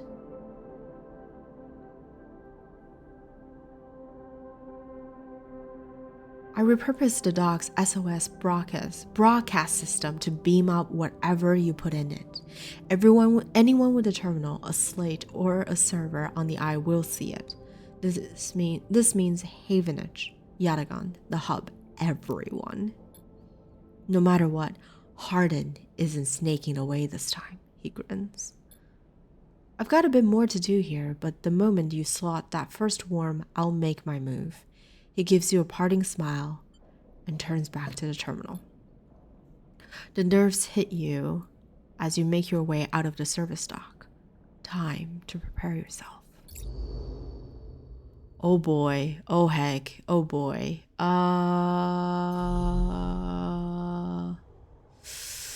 Ooh, okay.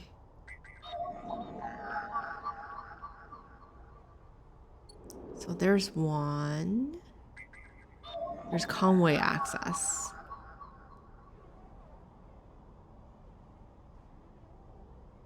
You'll need to be ready to give this your full attention. I have 3 6s though.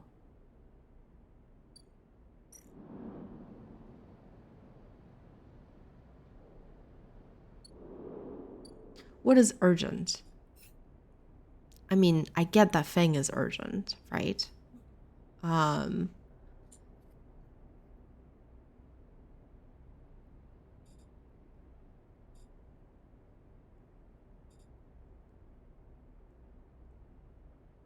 We're gonna starve soon, so I do think we need money.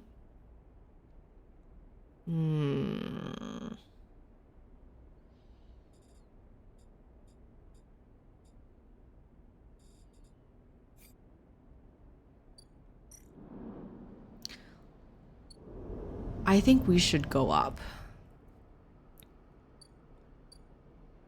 to the mainframe and get a navigator. Yeah, because this will end. We'll finish this one. Okay, so we've caught the killer.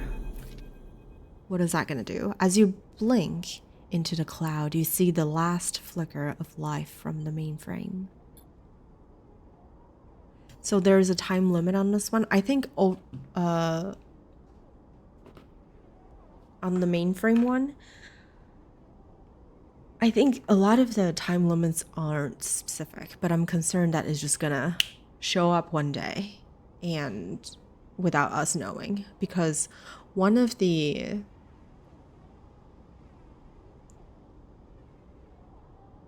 lines in an earlier scene with this particular quest line was that the because the killer is sweeping aimlessly at the space, so it could be any moment, right, that the navigator gets killed. So I wanted to prioritize this also because with Fang we need to go in and out of the cloud a lot, and we don't want to attract a killer in that regard. So I think taking care of this before we go to Fang is a good idea. But we will see. We do not know. I hope it helps.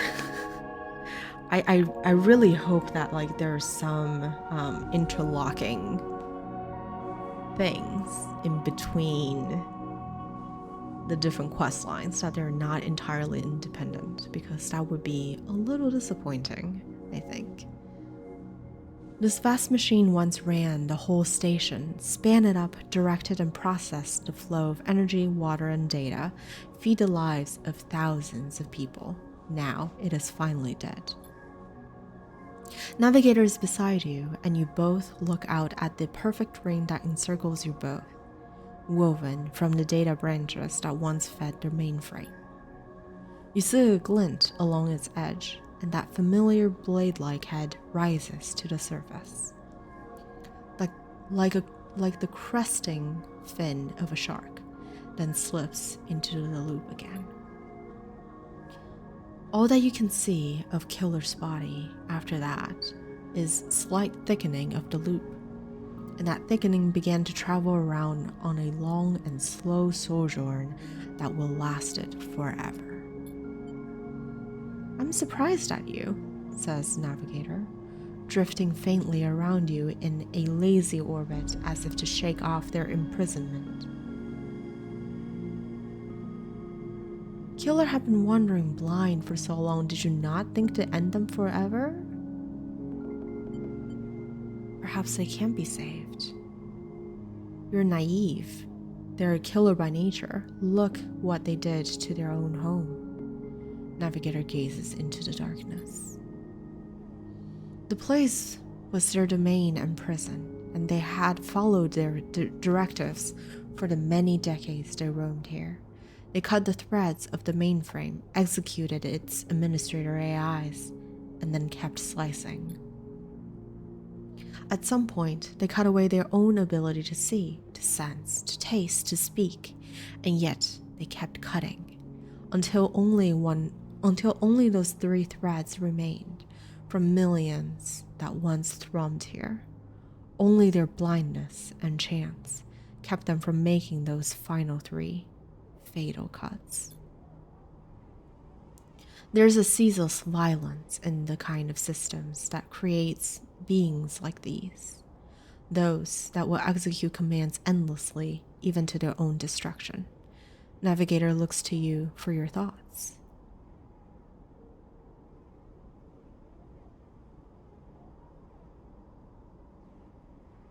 Ooh.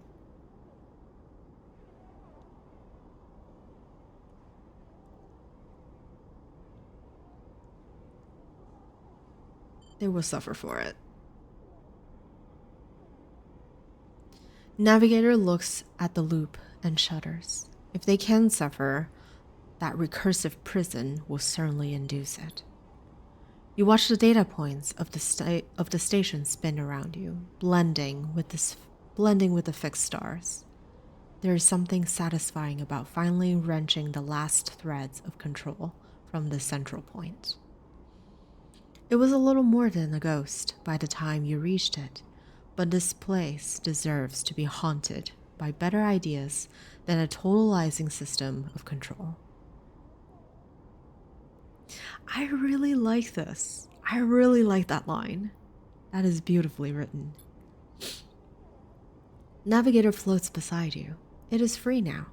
The station no longer presents a hazard for illegal entities like me. They turn to you, their face a cloud of shimmering light. In fact, in time, perhaps it can be a refuge. A refuge. That sounds like something of value, something worth building, something we desperately need.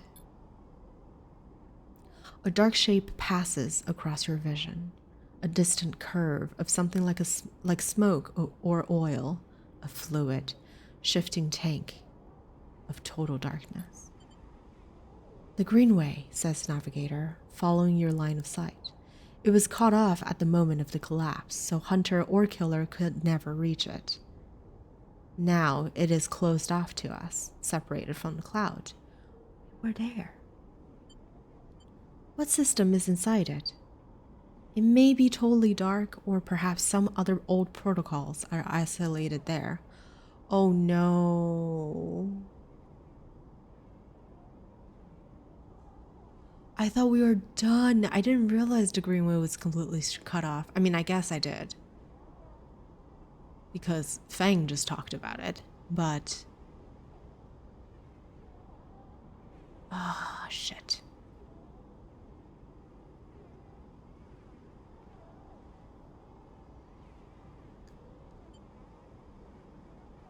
I don't want another pair of hunter-killer system. That would be so aggravating. Navigator turns to you, and we have now seen what decades of isolation can do to a protocol. If we could extract an access cipher, they pause and blink out of existence. You freeze, shocked, but a moment later they reappear with a glowing polygon of data. Here, the cipher you need. You take it, still shocked. I'm not used to being free, to be able to move and explore and extract without fear, without limits. Oh, wait. Wait a second. Could the navigator help us with Fang's quest? I hope so. Navigator does a little twirl. I like him. This is what takes some getting used to. Thank you for this gift. They whirl their spheres around you. The entities of this station will always be friends to you, Sleeper. And I to them. It is true that mutual need is required for friendship, but I must admit I had not considered the value of offering assistance without personal gain. I will think on that.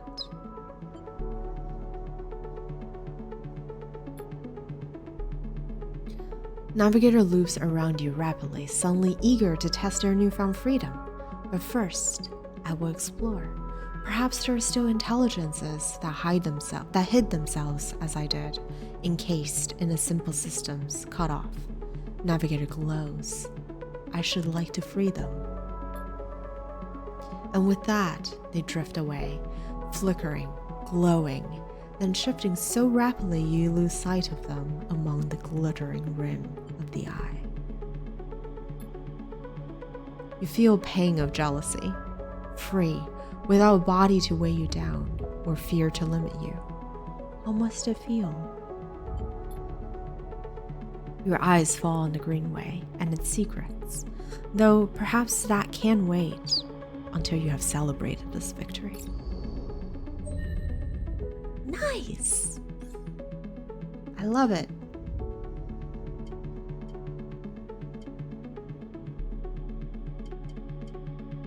Oh, cryo actions are discounted by 20%. That looks good.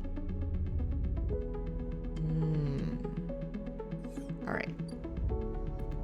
We need to save our points anyway. I know the hub is the hub, but let's go into the Greenway and slot in all the things that we have gotten from people. What we need more is money. Yes, we do. I'm so poor. You see the 11 cryos? So bad. Greenway. All right. Oh no. Over here.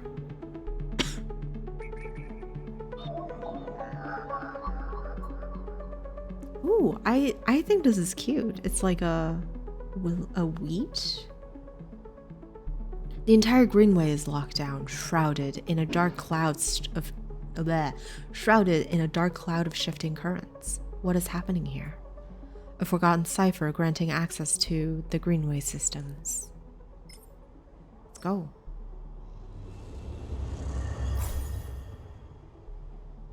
Neutral outcome. Question mark. Excellent. What?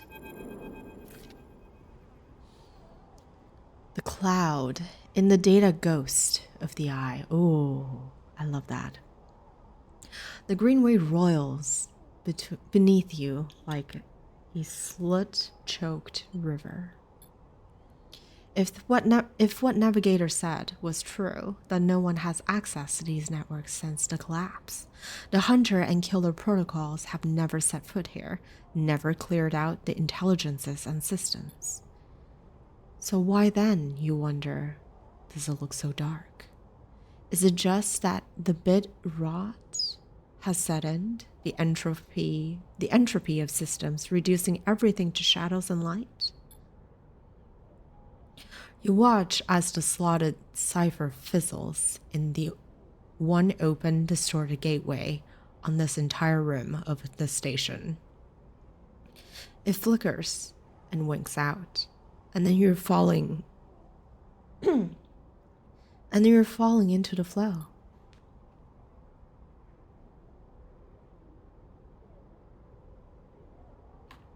A river of swirling darkness. You're spun by it, twisted by it, lost in it. It's not that the greenway was hiding in the darkness.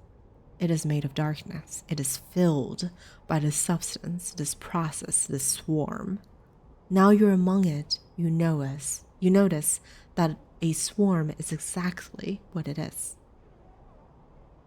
A billion individuals moving in a flow. There's no network map here, no nodes and threads, only a swarm of interchangeable points, shifting configurations endlessly. Then you see them, a figure turned away, the only bright spot in the dark river. You push closer through the storm. Gardener, ingrown farm administrator. That's pretty. They're facing away, at least you think so. You're so fractured, so overgrown that it is hard to tell.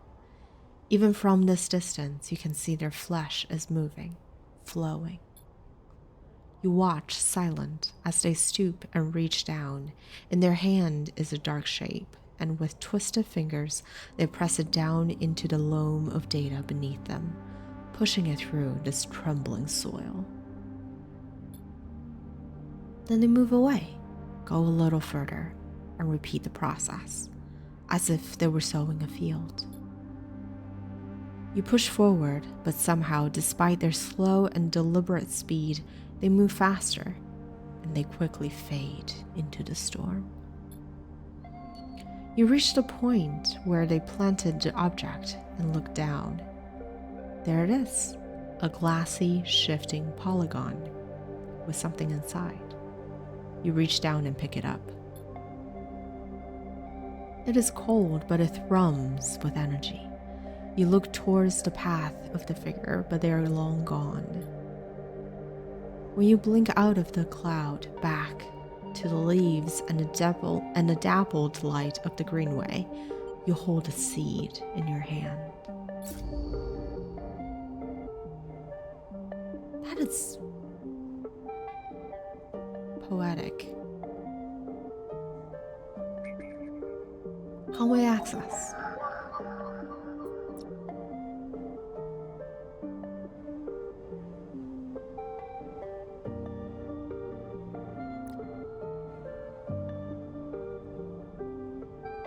I'm ready to give you my full attention.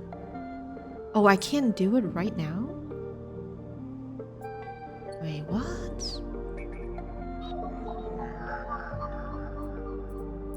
Oh, did I not put... Okay, there we go.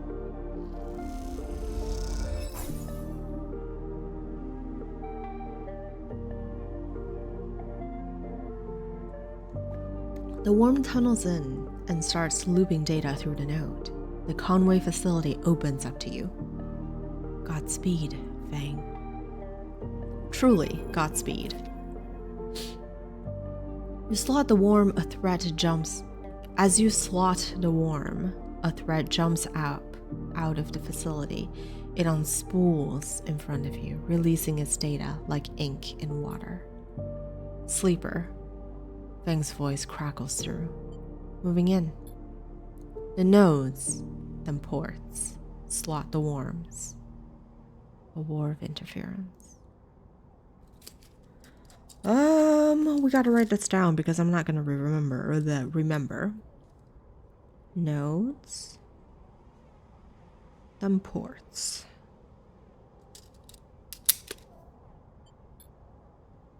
Timer starts now. Stay safe.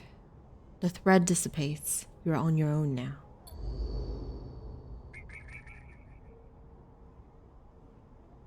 Conspec? I need a 3. Oh, I only have a 3. And they want to take a 2. I think we should...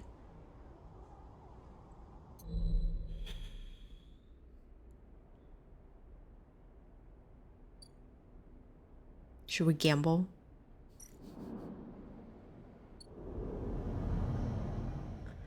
Otherwise, we won't have enough to, like, eat tomorrow. And we do need to eat tomorrow.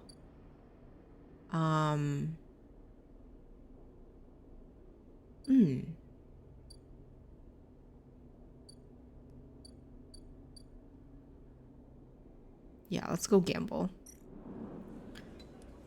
We're 24 cryos. And then I think we could reroll and hopefully... Ah, gosh darn. It's a 1. Oh, what does 1 do?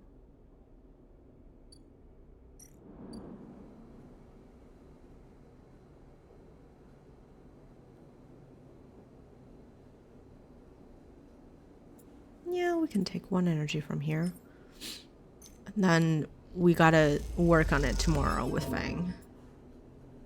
I hope 1 cycle isn't too punishing. I hope. I really, really, really hope with all my heart.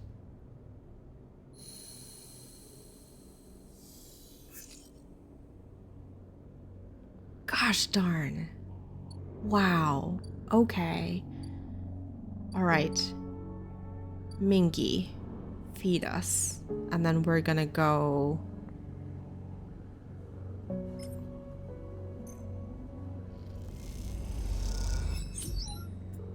We're gonna go and take a look at how Fang's doing. Cross into the greenway. 4 1s. Like, what the heck do you expect me to do? Oh my gosh. Alright. This needs a 2 or 3, right? Perfect.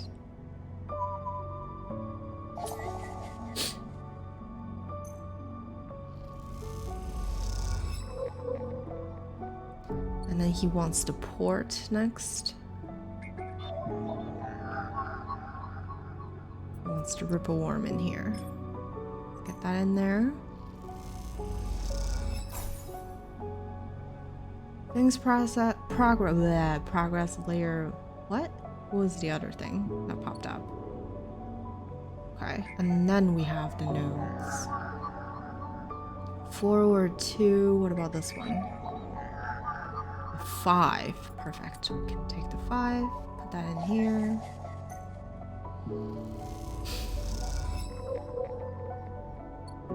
And then there's another port location. Where's the other port location? Huh?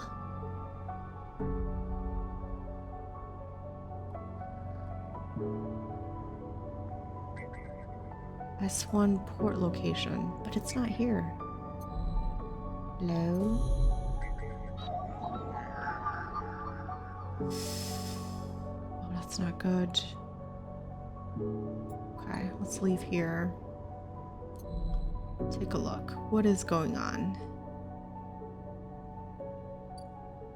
Service stock. Okay, so we really don't have a lot of time. I need a 2 or 3 again? Is that what that is?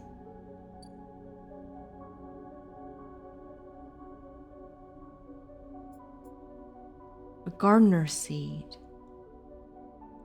You need to find somewhere safe to plant this gift. Oh, I love it. I love it. That's so sweet. Okay, I have a commune. I bet.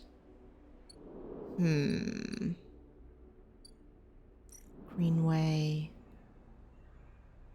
That's no rush, I think. All right. Let me just take another look at the dice we need. A 2 or a 4. I think that will have to wait until the next day, but we have a 6 and we have a 1. Do we?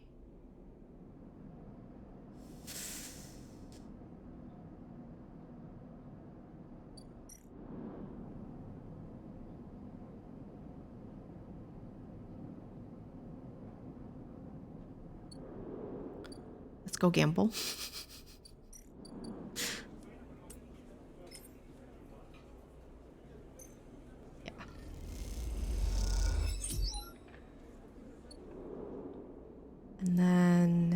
How is Ankita doing?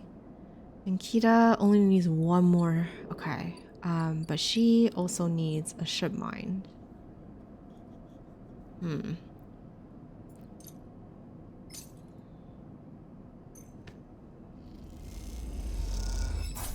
Okay. So we have, I think we need 3 fragments, correct?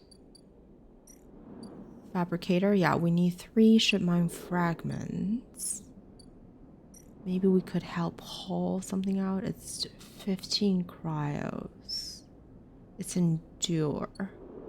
I think there's a engineering action somewhere.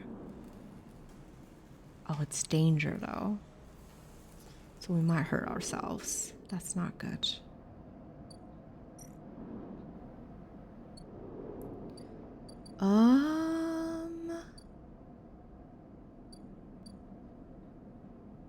Hi Kai.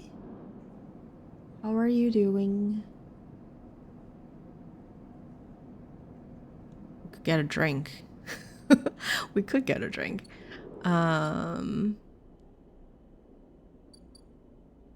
Emphasis stall. No. I need somewhere to spend this money.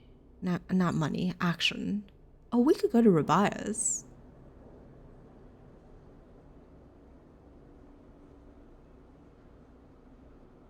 Condition, energy, Trolled Award, Mingy Express, low end. Oh. Maybe we do that. It is risky, but I just need a neutral. Fudge. You're doing okay. How about me? I'm pretty good. Just got done with the dins, like dinner.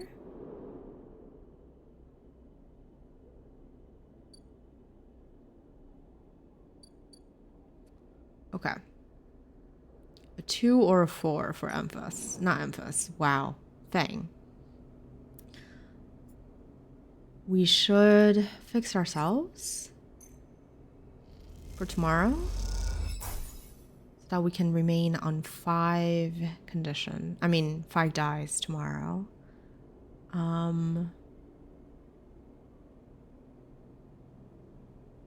I don't have enough money to feed a stray, so the kitty cat is gonna hang on for a bit more.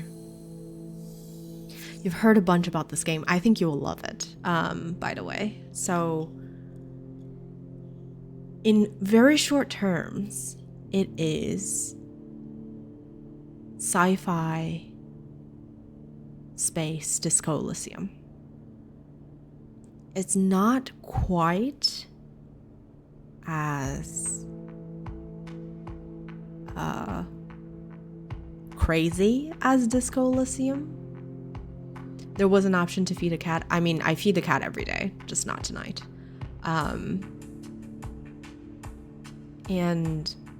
But it's not a murder mystery. It's just, I mean, there is some mystery as you learn about the world. But there's not, it's not like a specific murder or anything like that. And the writing is superb.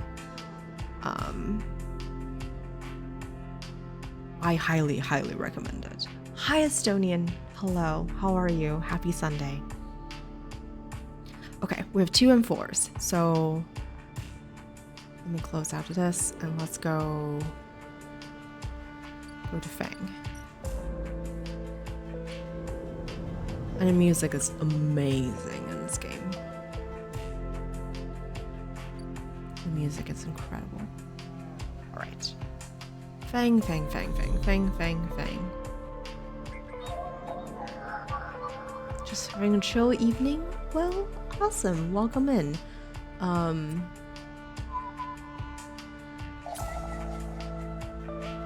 Let's extract data.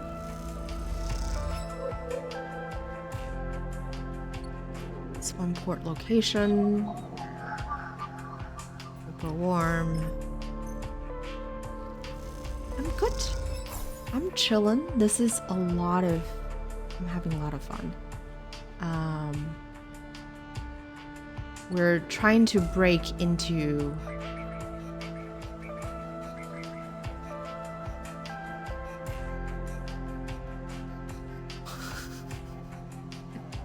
we're trying to break into the system, and is it more story heavy or more survival? I would say it's half and half. I think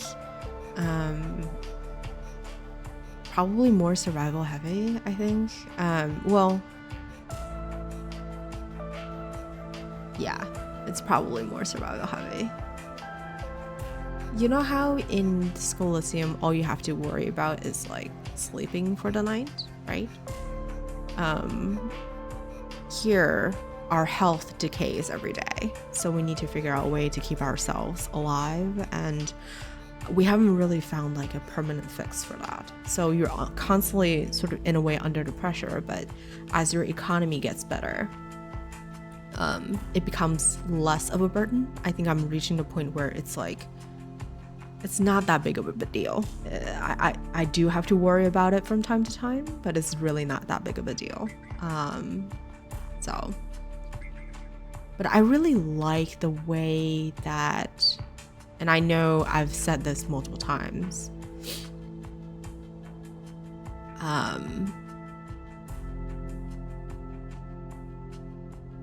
that they tie the number of actions that you can do in a day or in a cycle to how healthy you are. So it pays to be healthy. You had to worry a lot about health in disco. You died from sitting in an uncomfortable chair. Yeah, I know. I don't know. I feel like in disco, the days can feel so long, right? Because you can just keep going and going and going. But with this one, like they limit to how much you can do in a day, and that's it. So there's a lot of like, you just have to choose. Like, can I do this now? Can I not do this now? A lot of the a lot of the quests are pretty lenient in terms of time limits. So it's never really a big problem, but more of a decision on preferences. Like, do I want to see this through first versus the others? Okay, 5 or 6, 6 or 4, and which one is this? Okay, we can take care of all of these right now. It's perfect.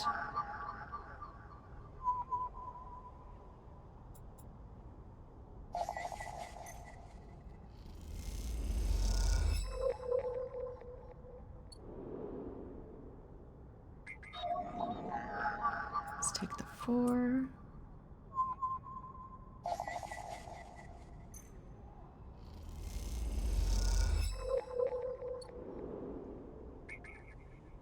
You should play it. Yeah, no, it's really great. I can't say enough about this game. I think I'm having a blast. And the writing is phenomenal. The music is very, very atmospheric. The characters are engaging too. So it just sometimes when you're just like trying to get things done, right? Like it's so Water and I have been talking about the game as I play it, and I think like the collection of quests at the beginning, how it piles up, reminds me a lot, both of us, a lot about Disco Elysium. You just have so much to do at the beginning, and there may be a while where you don't really see much of any story because you're just trying to complete quests, because stories only come up as you complete quests. So if anything, that might be the only part where I feel like, it's a little bit unsatisfying, but I understand where they're coming from, right? You have to do things to push the plot forward. Because you see how now I was like slotting in, ripper worms and doing dice actions so that I get, this kind of dialogue on the side that tells me more about the story, because otherwise you're just rolling dice and completing things, but you don't see the story. So, all right, a thread from the facility cuts through the cloud like a hairline crack of light. That's it. The final layer of security broken. We are the best sidekick, Feng. Please disable my tracker. Somewhere buried in the depths of the station, Feng is in control. He's slicing into the camera control circuits and piping out the result. The thread flickers and unravels into an image, a scene, two figures in a room, one sat, the other pacing. The pacing figure resolves into Hardin, the unmistakable superior posture, the shock of gray hair. The second figure's features don't seem to resolve. They're vague, unformed. A problem with the data, perhaps? You look closer. Then you see it. The figure is a proxy. Perhaps you should have expected it from Conway, a corporation whose very existence is owed to automation. The proxy is a machine designed to be piloted by remote connection. Someone elsewhere in the system puppeteering it with their own body, speaking so it may speak. The proxy sits impassively, or the Conway executive that is piloting them does, from the distant safety of some ship or orbital colony, perhaps. We can move forward, there's no doubt, Hardin is saying. The reclamation team are almost ready, and after that, I will make the declaration. Nothing has to change.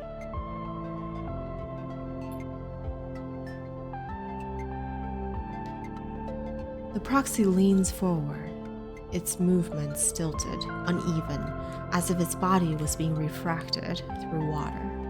But things must change, Hardin. We need further assurances. I have been informed a breach in one of the closed networks in the low end. You have been careless.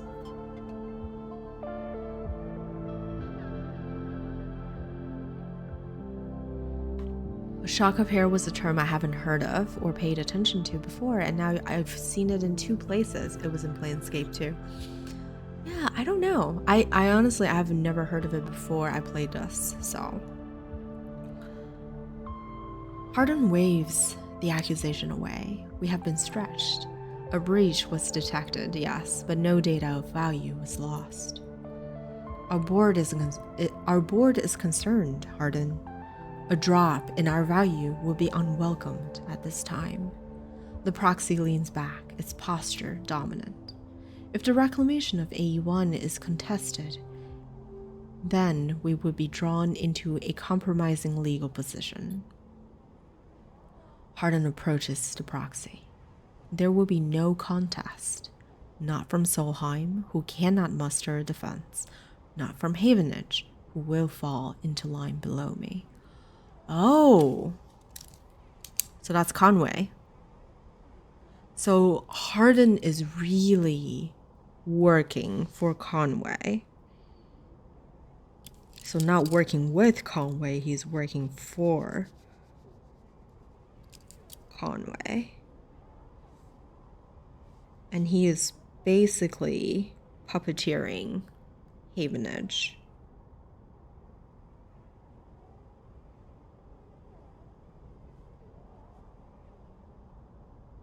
Solheim doesn't really exist anymore, does it? I mean, at least not on this station. He crouches in front of the seated figure, eye to eye. And the people of this station? Refugees, gangs, spacers, all either opportunists or degenerates. Havenage is no longer strong, no longer united. No one here believes in Erlin's vision, nor has the strength to enact it. I agree, Havenage is meh, but Yatagon. I sat across him at the negotiation table. He was forceful, eager, weakened by his ideological conviction, perhaps, but a great man nonetheless. This place no longer deserves to bear his name. The eye is crippled. It cannot survive. It is a ruin filled with squatters and outlaws. They will be lucky if it still spins in 100 cycles. You will move forward with the reclamation because otherwise you will lose your advantage in the system. Without your advantage, you will lose claims on the Without your advantage, you will lose claims on the remaining palladium. Without the palladium, your factories will go dark. He pauses. Do I need to continue? One moment comes the response from the proxy, and its head drops to its chest. Hardin steps back and paces once more, awaiting the discussion taking place elsewhere in the system. You watch Hardin as he paces, as he considers his future. What goes on within a mind like that? In the mind of a man who would burn all those around him for a path to some imagined golden end. The proxy lifts its head. We're happy to proceed. We will legally claim the station formerly known as Solheim AE1 as salvage within 6 cycles. Havenage is to assist with the transport of the illegal residents to Conway housing and labor facilities. Oh my God.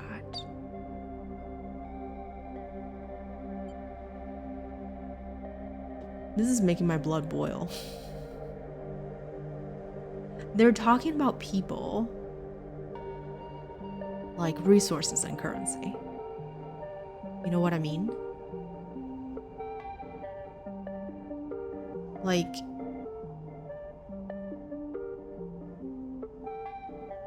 absolutely no concern whatsoever. And labor facility means that they're just gonna use them as free labor, like servants, like slaves, essentially. And the way that Hardin has been talking, he clearly thinks of all of us, right? Like opportunists, degenerates, refugees, gangs, spacers as dispensable to his goals, to be important and to live for. I don't know what he's going for. The proxy judders to its feet. Conway will also claim 70% of the raw output of the reclamation process, after losses have been accounted for. And this is coming from an HR person, so you know it's serious. Yeah, I know, right? Hardin nods. I accept. Oh, screw you, Hardin. I think, compared to Ethan, who is the bounty hunter hunting after us, Hardin is just so much worse. He is a venomous snake. The proxy reaches out to shake his hand like a marionette, and then the recording loops. You watch it play out a second time, gripped by a horrified fascination. There is a bluntness to the conversation, to its blatant disregard for humans as anything other than objects. Things to be moved, to be used, to be fed into structures, crushed, and losses accounted for in the cells of tables, the margins of ledgers. I love that. The writing in this game. You realize now that you're no different than anyone else on his station in the eyes of the people in that room, and those like them.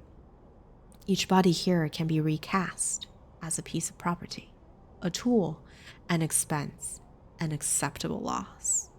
It is very well written. And I just want to throw this out there. This game is made by 3 people. The whole thing. 3 people. It's insane.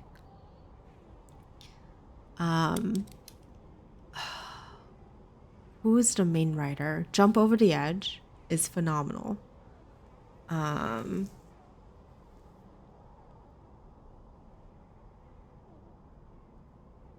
He streams on Twitch from time to time. I'm gonna give him a shout out because not that he knows who I am, but did that work? Did I do that right? I did not do that right. Let me try that again.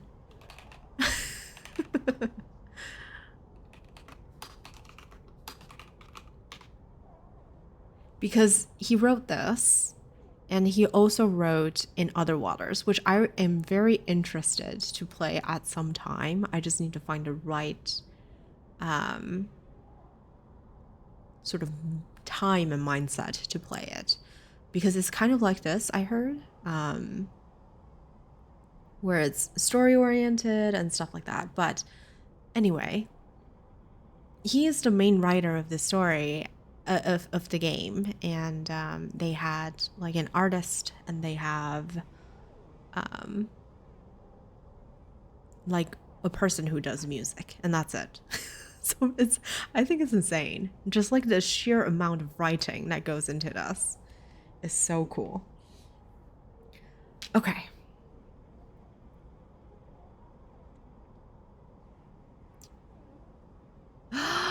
Namesake coming in. In one moment, they can be named a citizen, celebrated, protected, and in other, the very idea of citizenship can be used against them. Citizen Sleeper, the namesake. Oh my goodness. This is what it means to live in proximity to a system like this. So some of the reviews to this game says that it is a critique to capitalism, which I can see, right? A lot of this game is talking about late stage capitalism. No longer, now while the eye spins. You gather a recording, pack it into a polygon of purest light. Then you drift down into the service dock like a falling leaf and find a relay.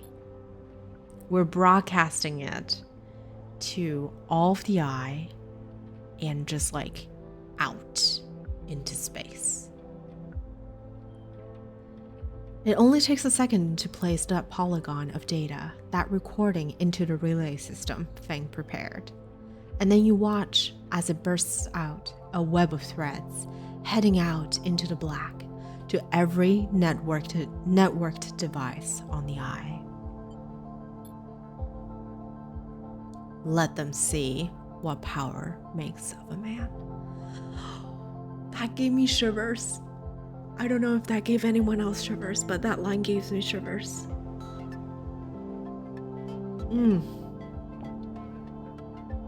The interesting part of this, and Kai, you will is that okay? So the very short backstory of Hardin, the guy in question, is that he was a Solheim executive, which was basically a corporation that owned the space station before its collapse. And it was a corporation that was like at its wit's end. So everything was falling apart. They were just trying to extract as much cash out of the space station as possible. And as you can imagine, it was, poor systems structure, and they were like not upholding any level of quality or safety standards, and all hell began to break loose, right? Disqualified pilots were flying vehicles and things like that, and because all that matters at that point is cash. So they were taking bribes and whatnot. And things began to just fall apart. And there was like kind of like a quote unquote revolution where Havenage, which is a union of all the little powers at the time, fought back and reclaimed the space station. But somehow Hardin, being a Solheim executive, was able to buy his way and stayed alive and transitioned sort of seamlessly into Havenage executive ranks. So it's kind of like the revolutionary force is being used and becoming what it was originally fighting for. I love that. It's so cool. The writing is so good. And then this line, that's why this line gave me shivers, is because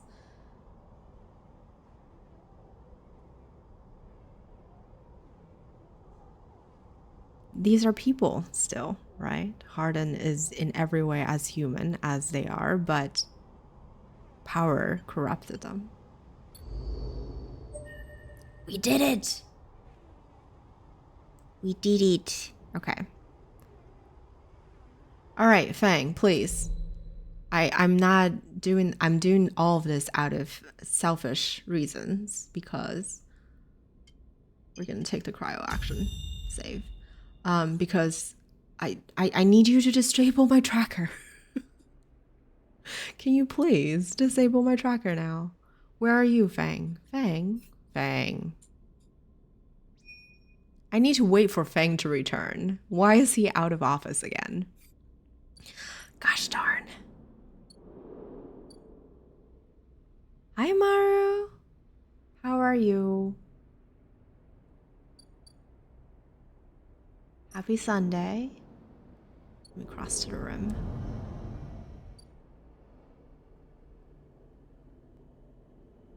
Fang. Fang's AFK. Gosh darn.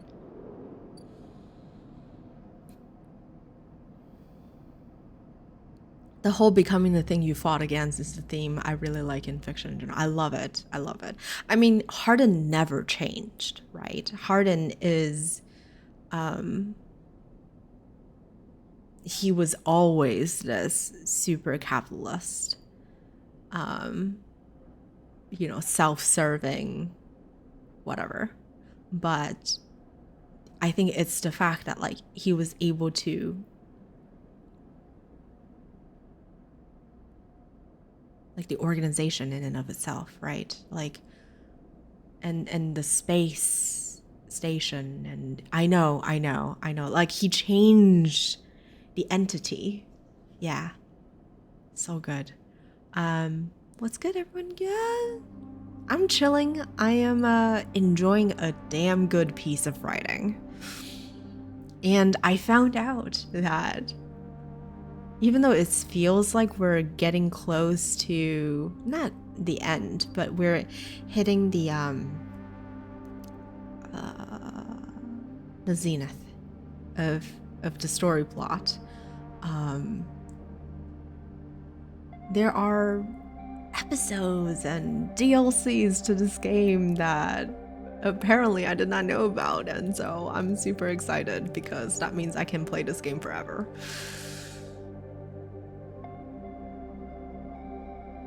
Okay, I have a 6. What do I do? Who can we help? Who do I want to help? Do I really want to? I don't know. I don't know if I want to help Ethan. Maybe we help Ethan? I don't really have anything that's like timed. Let's go help Ethan.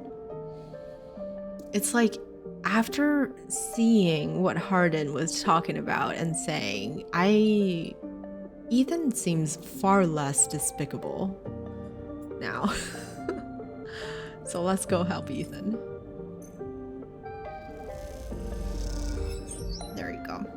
You're welcome, boy. All right, let's go to bed.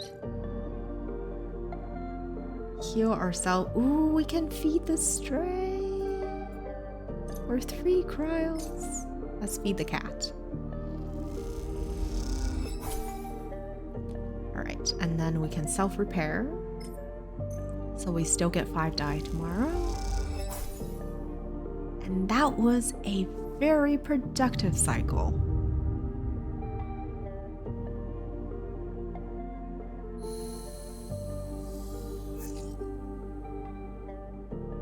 Not bad. Not a bad roll. Okay. I think we should leave home first.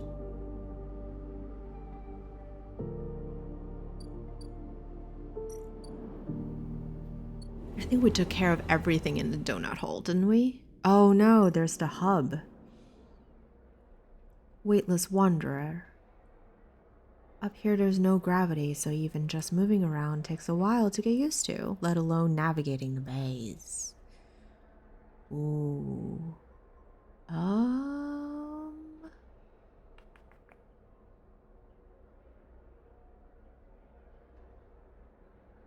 Yeah, of course, Kai.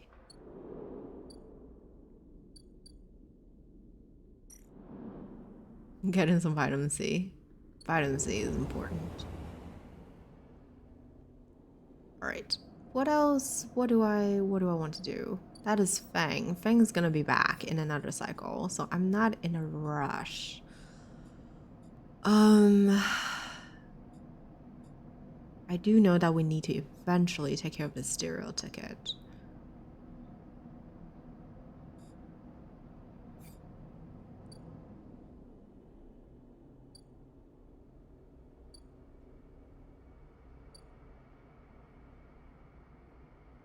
Spoke transit center. We can steal a shipment. Stealing shipment from midline is going to be picked up fast. Even if you're careful, their system can't be fooled for long. But what if?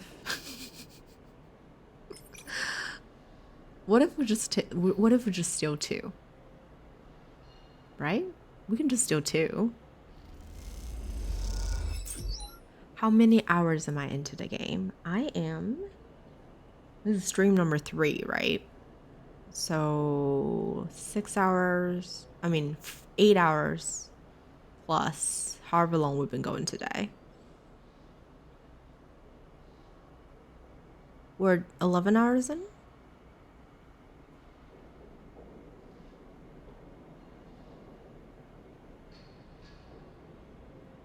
I don't know how long it is though.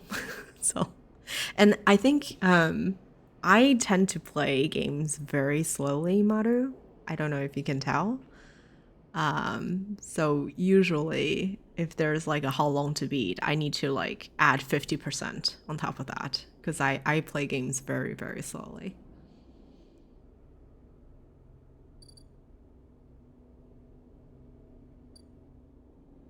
Ooh.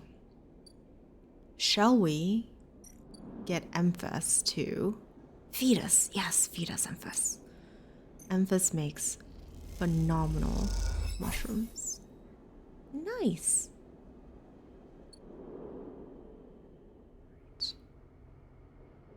Emphas fed us. Ooh, we should get mushroom caps. I miss his face.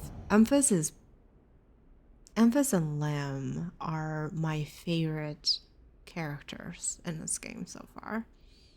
Growing mushrooms today? Well, no, we need to go searching for mushrooms, really. So I think we need to discover the Greenway. Ooh, I don't want that. I guess we can play it safe and do this.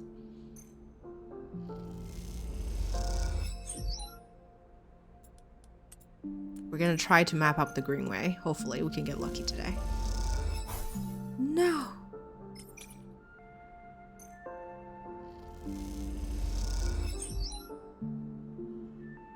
Overton was hard. Overton, I had no choice but to go slow because my brain gets fried. Alright. Will this show us the mushroom caps? We finished going green. Yeah! Look at this. Awesome. Alright. Farm stacks. Vertical farms. Steal the harvest. I love stealing. Excellent. Oh my god. Well, one of these days we're gonna come here and do that. We can barter for food. From a collective who controls stacks don't like to sell their food piecemeal, but for the right price, they will let it go. Work the stacks. Okay, so we can work here. We could collect spores. Grove spores and drill caps. What is the one that... Oh, I think, what's his face?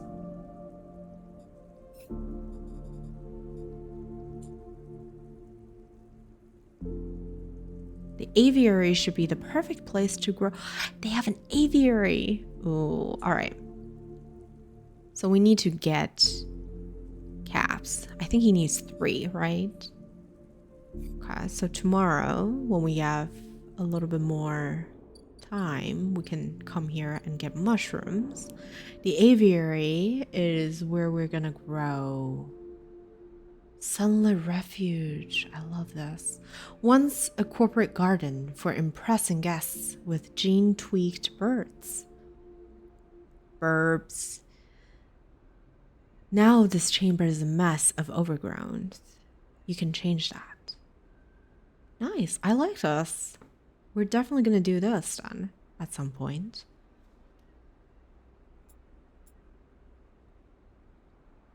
And it seems like we can grow the seed in here.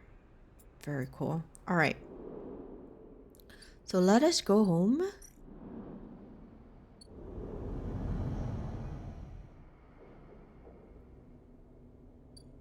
And repair ourselves. Oh, we have 3 ship mine.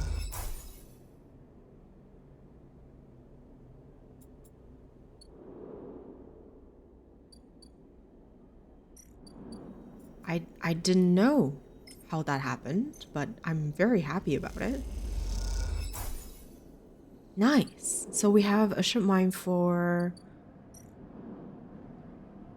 our dear friend. Except she's not taking them yet because she needs to fix her ship first. All right. Let's wait until the next day. And Feng will be back, so we'll have a lot to do tomorrow, I think.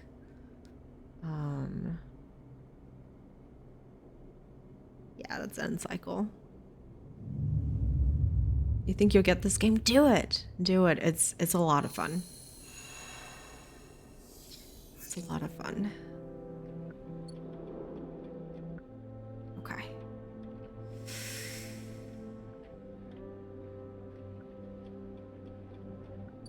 Does that mean I'll need to start kicking you out of my stream?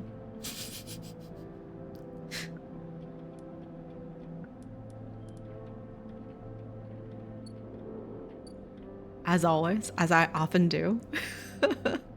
All right, Fang, welcome back. What do you have for us? Fang grins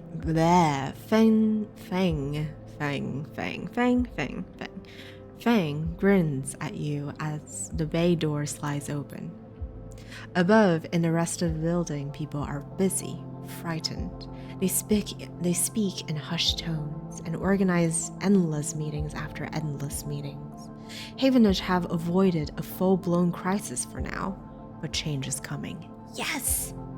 I love it! Fang is in good spirits and bundles you inside before you even have the chance to greet him. That was the slickest operation the station has seen. He hugs you firmly. You made my job easy. He shakes you by the shoulders. I'm so proud. We are the best sidekick anyone could have asked for. In every way. Okay? You will not find anyone as dedicated to the craft as I was. And, he smiles, I got to watch through the cameras as the Havenage security that weren't on it assaulted the station. Fang smiled. One of them straight up just whacked Hardin with their pistol. It was beautiful. Yes. Love it. What are they going to do with him? I'm not sure anyone knows, but he's cooperating in dismantling his operation and scaring off Conway. Maybe they'll exile him when they're done, or hand him over to some core authority. Thing shrugs. Now I know he won't be an issue. I'm going to be focusing on systems for a bit. Back to his day job. I love it. He shakes his head, seeing as that is my actual job. He points to the ceiling. The people upstairs weren't so happy, though. They've been fielding questions about the state of the eye right and left since the recording got out. People are scared. I'm not surprised. Yeah, this whole thing hasn't won me many fans in administration, but I think in the end they'll agree that outing Hardin was worth it, whatever the methods. He touches a stack of hardware. The eye is old, but it was never meant to be run like this. The master control points that Erlin and Havenage installed, they keep it spinning from the rim. That isn't ideal. But if you're asking me if the eye will stop spinning next cycle, no, he smiles. And me and a ton of other skilled people will be working to stop it happening in the cycle after that. I love it. I love it. So I think I feel like sometimes in disco, it feels like there's a lot of despair, right? Like all hands are tied and whatnot. I think with Citizen Sleeper, it invokes hope more than anything else. This is a much more uplifting game than disco.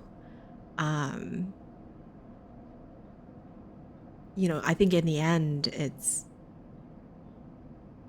the people here, right, on the station, doing what they can and doing what they should day after day after day and just making it work, right? It's not about some large, grandiose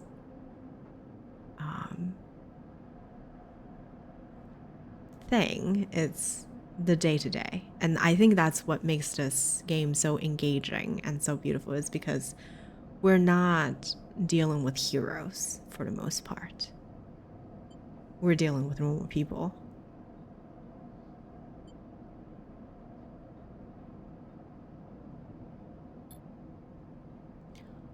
I mean, I guess you could argue that Thing is a hero in his own right, in a way, right? You could. You absolutely could. Hardin's problem was that he didn't believe in people. He believed in systems and their ability to shape the world around them. Fang squeezes your shoulder. But as far as I'm concerned, people should be the ones running the systems, not the other way around. Absolutely. Anyway, Fang raps on the side of his terminal. I know you didn't come down here for a lecture. Yes, my tracker, please, sir. I haven't forgotten. He produces a thumbnail drive. I managed to finish that code solution I showed you. It's a modified Ripper worm, one made to deactivate the tracker of yours. But in the time since I got back, I added something extra. That tracker of yours doesn't just show SNR where you are. It transmits data about the state of your body, your current condition. Oh, wait. That's awfully similar to what Yatagan has been doing to their agent. I think we need to pursue that line just a little bit further. Maybe there was some connection. My worm won't just deactivate it. It'll edit that data to tell SNARP your body is irreplaceably damaged. DNR, do not retrieve. He grins widely. Pretty smart, right? That's perfect. Just slot it already. You take the drive and hold it in your hand. Then you close your eyes and open up your access ports. Take down your defenses. The worm immediately enters your closed network. It whips through it, taking things with it as it goes. The moment they are gone, you forget that they were ever there. They just blink out of existence. A second later, it is done. You open your eyes. How do you feel? Asks Fang a little nervously. Free. Fang smiles widely. Well, you are free, sleeper. He claps you on the shoulder. Feng lets the word free hang in the air a little before he continues. It seems like it might be finally time for a celebration. Feng wraps his arms around you. Jenna still owes us those drinks. Ah, Jenna! Jenna is the waitress at the bar in Low End. He laughs and you join him, and later, when you leave, you feel deeply thankful for having such a friend. Let's be honest, we've gone through hell and back for Fang. We deserve it, right?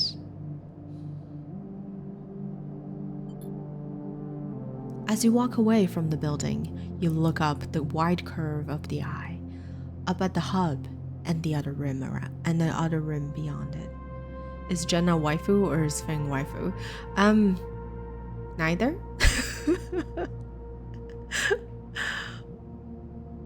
I think the closest one to a relationship that we have is Lamb. Have you met Lamb? You haven't met Lamb. Lamb is a father who adopted an orphan daughter in this hell of a world and is trying to make ends meet. And is just the sweetest. And I think he's catching feelings for us. But my personal favorite is Emphas. You'll meet Emphas at one point, once we get the mushroom caps. My personal favorite is Emphas.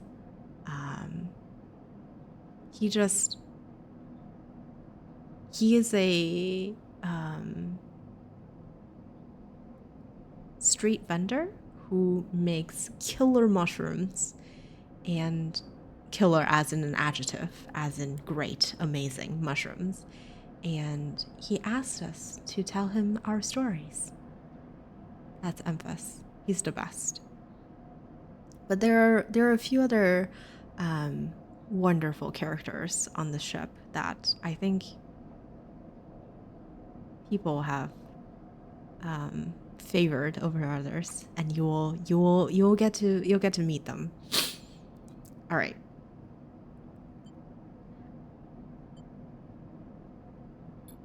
The whole thing twinkles with lights. I don't think I'm ever gonna leave the eye. I know there are like options of leaving the eye, but I don't think I would want to. I think I would want to stay here forever. I'm growing attached to the eye, really. The station. The whole thing twinkles with lights, and it seems impossible to see as anything other than breathtakingly beautiful. It feels in that moment like something eternal. And yet, the beauty of this is that how fragile the eye is, right? Feng just alluded to this in that it's poorly constructed or done in the system's side, and it might break down soon, but it feels eternal. Oh, thank you. That doesn't mean it can or even should last forever, or that it will never change, fade, or decay. It simply means that in this moment, this place has a future, and it is one that you know deeply and truly is worth protecting. Ah, I'm very happy. I'm very happy. Okay. Right? I think the writing excels in narration, not in dialogue. I mean, the dialogue is great, but I think that the writing is phenomenal when it's narrative. Maybe it just has to do with the guy's writing style, I think. Oh, Ethan. Oh no, Ethan. What is the premise of the game? The premise of the game, really, at the very beginning, I think it changes over time, but the premise in the game is to survive. Little background. We are an emulated mind, so I don't know why, right? But we've signed a contract, sold our body, and basically uploaded the consciousness into an emulated mind with SNR. Maybe to look for a better future, an easier future. Maybe we couldn't actually buy a flight ticket out of where we were born. So perhaps the emulated mind was an easier way out. We don't know the backstory there. But what happened, what no one knew about, is that the system is designed to be flawed. And the body that the emulated mind was put in, as they called sleepers, is designed to decay over time. And that's why every day we wake up and our health bar goes down. It's designed to decay. And it is designed such that you have to go back to the corporation to whom you sold your body to get something called a stabilizer, basically fluid injection to repair the body. And so it creates this like closed loop in which you're kind of basically tied into indentured servitude, right? So the story opens like that, the game opens like that, and that we are basically placed into the situation without a dime in our name, and we want to break free of the system, but we must not let anyone know that we're here, right? Because we're running away from a corporation, from SNARP. So we needed to find a source of the stabilizer so we can stay alive, and we need to find enough money so that we don't go hungry, because we still go hungry, and all that. So really the premise is to survive. And as the game progressed, and I think we're probably at the mid to late game by now, we have a good source of keeping ourselves healthy by learning a skill. And I don't really have a huge issue with income at this point. So where we are right now, the game kind of opens in that. Do you want to stay here? And I guess there must be ways of staying, right? If you want to stay, you can explore the options on the ship. You could build relationships. It's really like free roaming. It's up to you. Or if you want to leave, there are ways to leave too. You could, work your way into getting a flight ticket out. You could help, I don't know, a trapped ship, and potentially they could take me out. But I feel like the more of the story that I see, the more attached that I get to the people on this space station, and I don't think I'll ever go. So if anything, that tells you about my decision. I don't think I want to leave.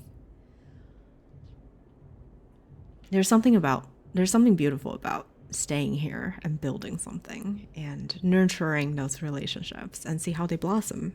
I don't know how much of the story is written in that regard, but it'll be curious to see. And the other thing, Maru, is that we found out that, despite the whole survival aspect, we found out that as a sleeper who is, for the lack of a better word, emancipated, we have no rights.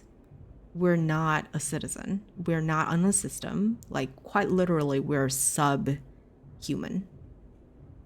in that regard. And so we are considered as corporate property, if anything. And as a runaway corporate property, SNARP, the corporation, has been chasing after us. They've sent out bounties because we're sort of resources to them, right? We're free labor to them. So they've sent out bounty to hunt us down. And one of the things that we just did was to turn off the tracker. So hopefully we've shaken that tail. So that was one of the sort of pressures in terms of quest that we need to get out of. But yeah, I mean, I think by this point in the game where we are is that we've taken care of all the urgent needs in a way. Fingers crossed. So it really just kind of opens up. I mean, maybe in one of the story quests, I'll meet someone that I'll be very emotionally invested in, and I'll leave. Who knows? But right now, I feel like the pressure is off, and we're just kind of exploring, seeing the backstory. I mean, there could be tension, right? There is still gang activity. Yatagan is a local gang that clearly has some power struggle with Haven Edge, which is the sort of overarching group that is running the space station. And we'll see how that dynamic changes now that we've extracted or removed Harden from Haven Edge. So we don't know. And I don't know what's going to happen with Ethan. Ethan was a bounty hunter that was coming for us and who stirred up trouble and was getting threatened and was hoping that he could strike a deal with us so that we would pay off his debt and he would protect us. But now that we don't need protection, I don't know. I don't know what we're expecting. It's cool because actual bodies also decay. Exactly. And a lot of people with illnesses like diabetes have their lives tied to their own stabilizer too. That's provided by an evil corporation. Yeah, I love the narrative in this game. And, you know, as you guys probably know, the American healthcare system, yeah. The narratives there is great in this game. You would like to stay too. I am getting emotionally invested in the eye. I really am. All right. Ethan, what do you have to offer us?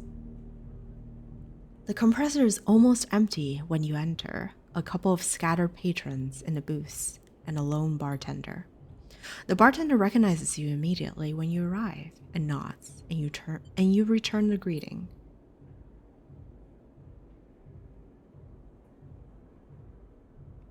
You know already that you won't find Ethan here, but you had to be sure. With your tracker reporting you dead, he wouldn't have stuck around. You look at the empty stool, his empty stool, and you smile. You can imagine him on it with his slate chirps, letting him know that the target he was tracking is dead. You can imagine the screaming and the swearing too. Is that all you were to Ethan? Another target? Or was there something else going on? It seems like a foolish question to ask now when he has fled the station, but it bothers you anyway. You take one last look and walk out. You doubt you'll ever come back to this place or the memory it holds. Interesting. So if we didn't save Ethan first,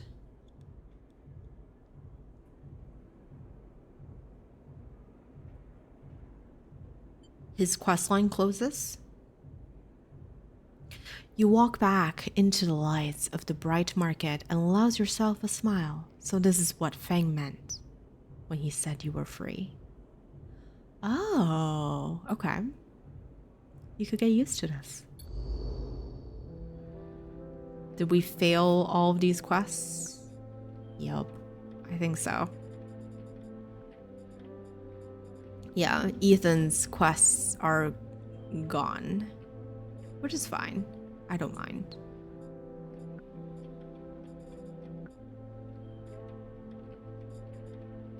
Okay. What now?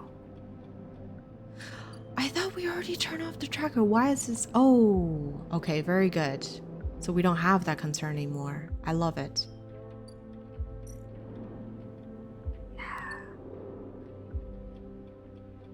Now we're free to do whatever we want.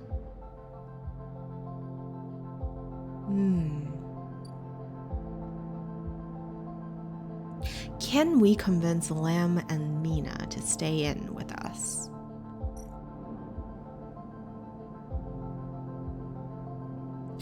A lot of quests. Will not completing them affect a relationship?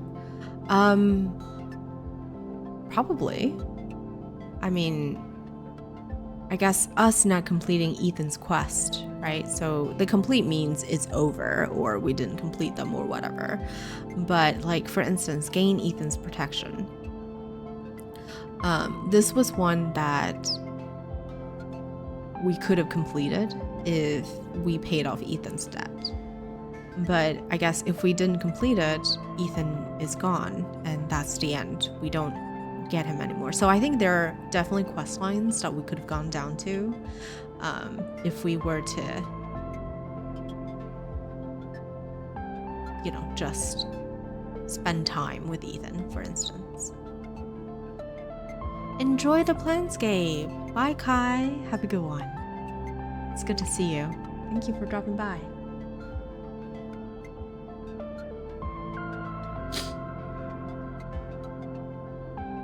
Alrighty. What can I do now?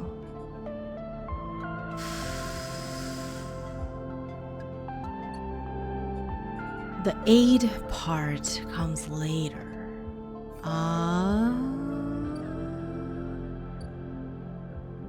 Let's help Nikita. Yeah, we want to repair, and we have a ship mine for her. So I think that would be good for her. Oh, ship shape per cycle. I should have done this ages ago, but whatever. It's too late.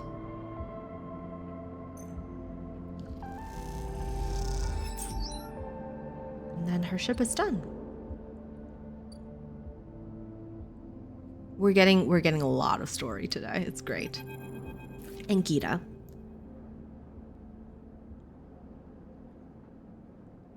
Gita is crouched in the computing core of the Empress, swearing to herself when you enter.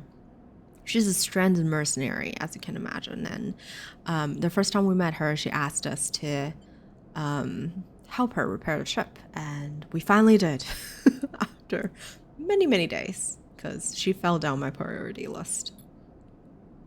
She doesn't look up. These shits completely ruined the core's connectors when they cut it. She holds up a thick fistful of ragged wires. The ship mine they ripped won't even be usable without replacing these. She throws the bundles of wires across the room. Amateurs. What took it? She stands. If I knew, do you think I'd be waiting around here rather than out there with my boots on their neck? She sighs. Yatagan? Some spacer crew? No way to know, but they got in with one of my crew's access ships. So they either killed him, robbed him, or he was in on it. No good options. Ankita climbs out of the cooling well where the ship mine should be, the place suddenly crowded with her on the same level as you, towering over you as she stoops beneath the low curved ceiling. Come on, nothing to be done here now.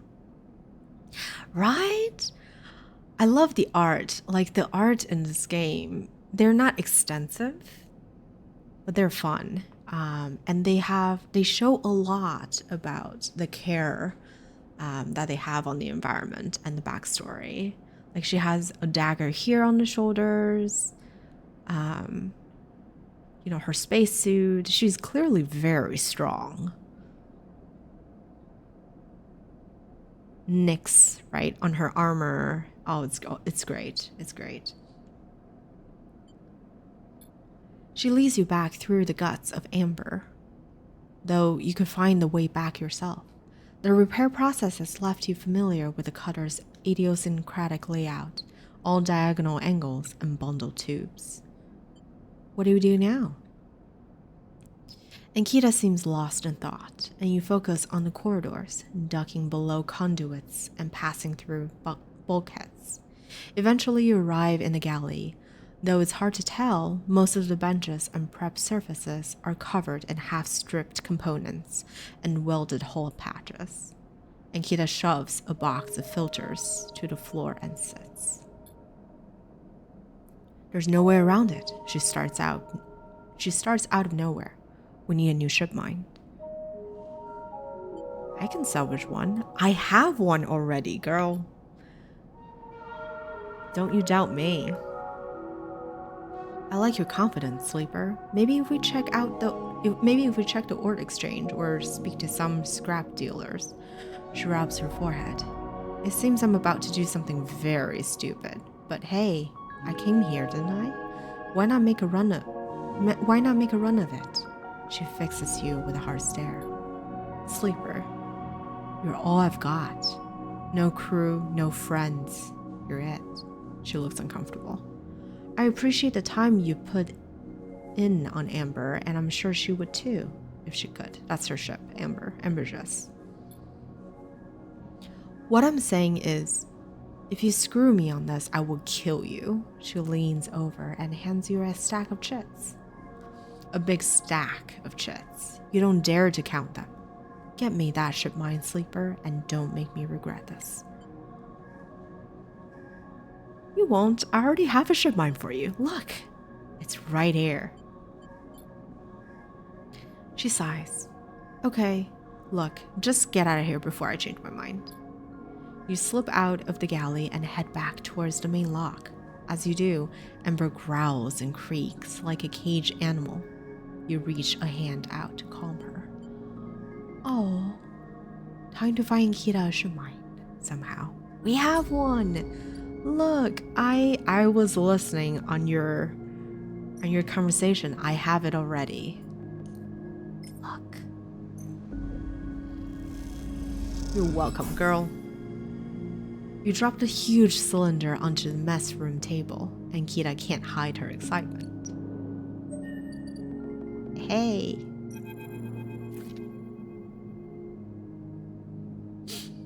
You drop the ship mine core onto the galley table with an emphatic bang. Ankita spins around from where she's been poring over some documents on her slate. Holy shit, Sleeper. Did you actually land a ship mine? She rushes over and hefts the huge cylinder, turning it back and forth. Well shit, it might actually work. She smiles wider than you've seen. Where'd you get it? Trade secret. Keep your secrets. As long as I have a ship mine, I'm happy. Ankita bangs on the galley wall. Hear that, Amber? The Sleeper got you a new ship mine. The sound echoes down the ship's passages. You have to admit, being in a small space with Ankita when she's this excited is a little intimidating.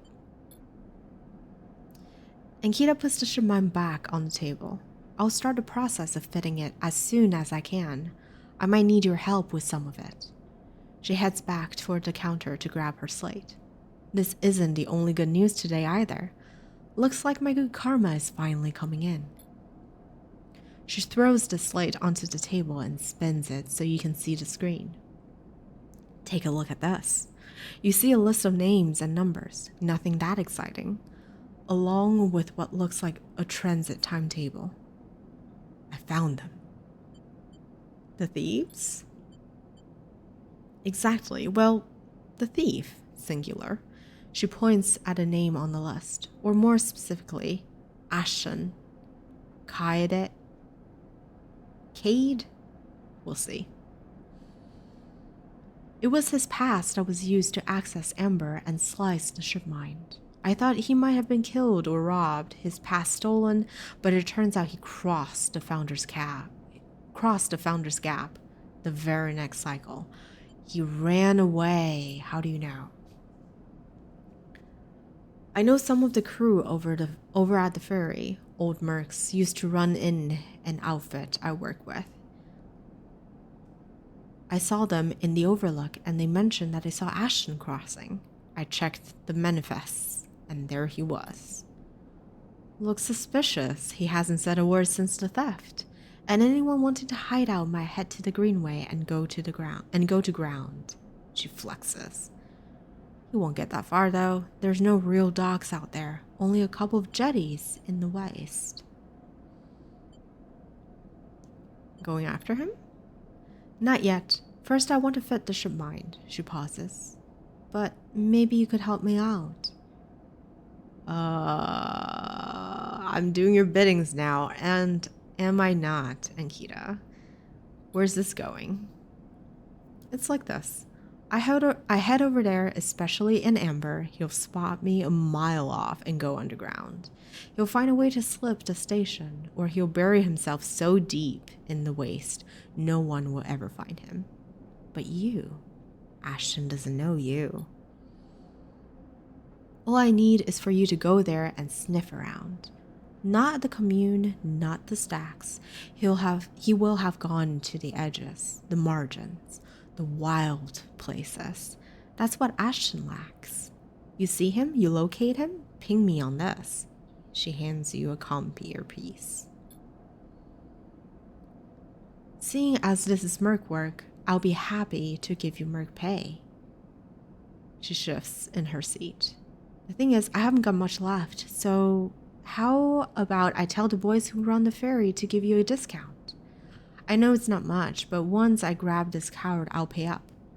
200 cryo, nothing less. Ooh, nice. What do you say? She meets your eye. Okay. She gives you a heavy whack on the shoulder. Good, I owe you. She shifts the ship mind up onto her shoulder with warring ease. I love the word. Warring ease.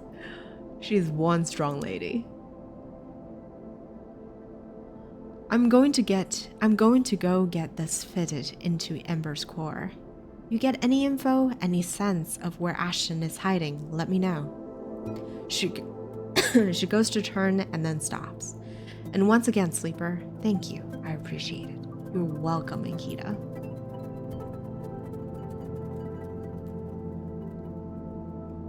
Ankita stomps off into the guts of Amber with a ship mind, leaving you in the galley.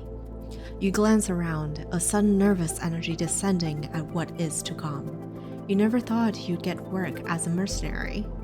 But then again, it seems the eye is full of surprises. Nice! How many points do we have? 2 points. I'm waiting to get a third engineer point, really. I guess photosynthetic skin.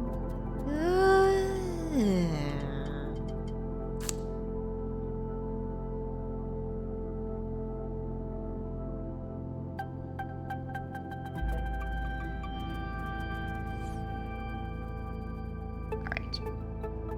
I think we should go into the Greenway and see if we can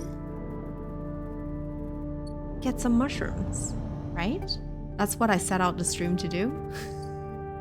Maybe we'll actually get some mushrooms. Mushrooms.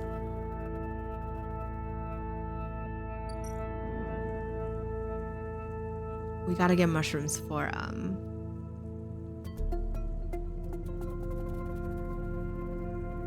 Emphas. That's it. All right, let's get the cap. Let's go. Deep in the vent core, you find the ember caps of Jarrels. In this micro ecosystem, they are protected from other stranger growths. Ooh, I think a 5 isn't bad. 50%. Let's do it.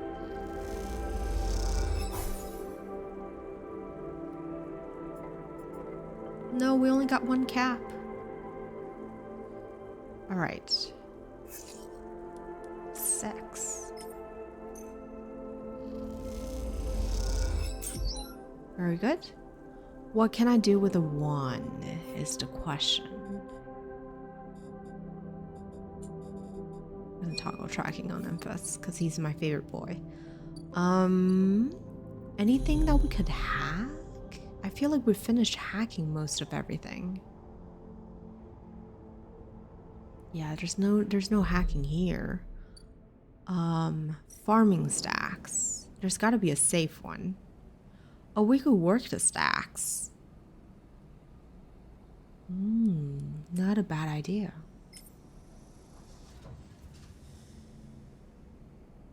I mean, I don't really need money, to be frank.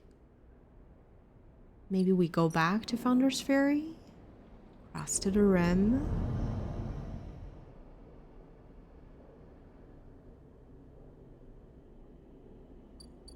Memphis, what's up? Oh, he has a discount. Okay.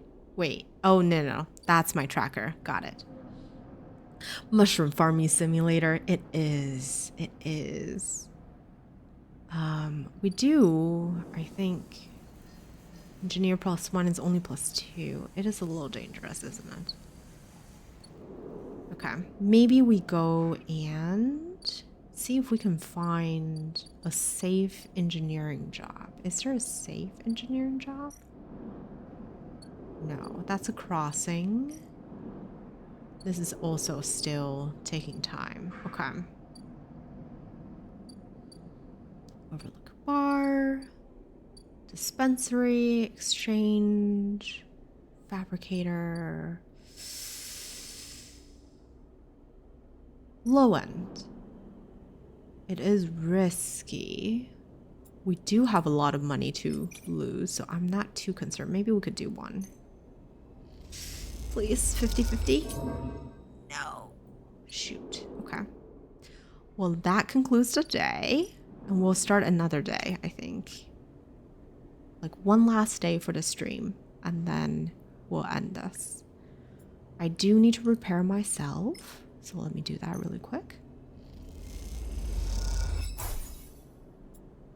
Then we'll end the cycle.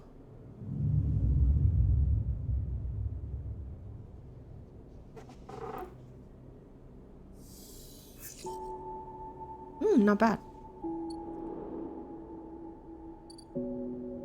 I'm actually gonna turn the sound of the music all the way up because I think the music is brilliant in this game.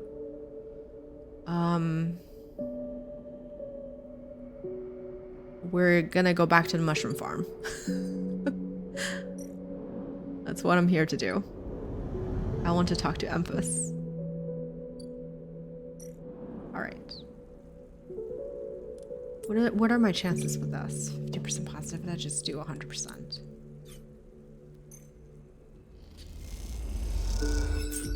Nice!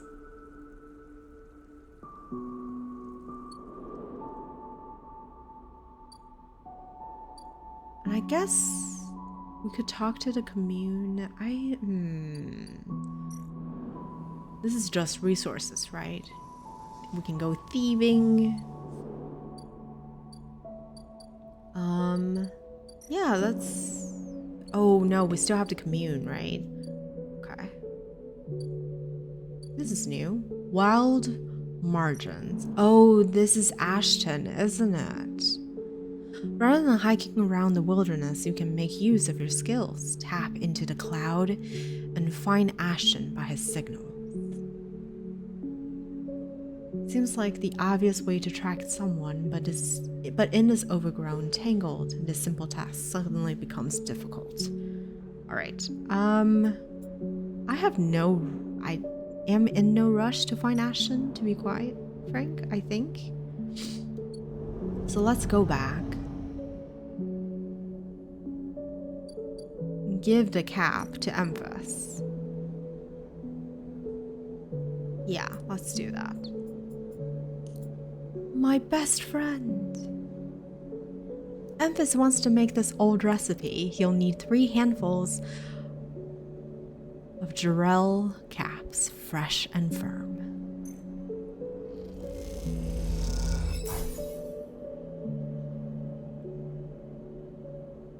Emphas eagerly takes the bright yellow Jarrell caps. He seems pleased with them. Mushroom. All right, what is the story, Emphas? Tell me more.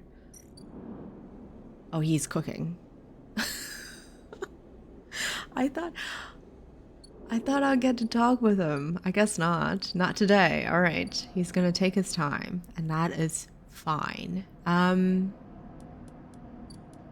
We have quite a few of dyes to spare.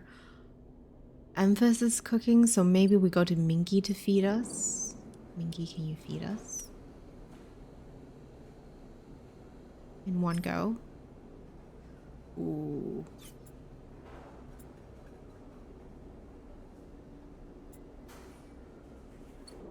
I wish there is a good engineer action. Oh, this is an engineer action.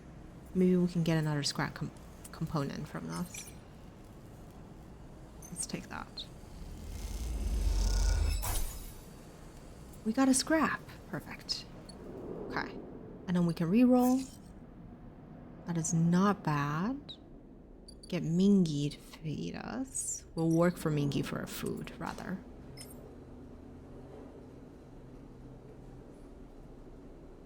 Yeah. 250. Very good. And a 1 and a 2. Ugh. I think cleaning the aviary must be safe, right? It is safe. Okay. We'll just do this then.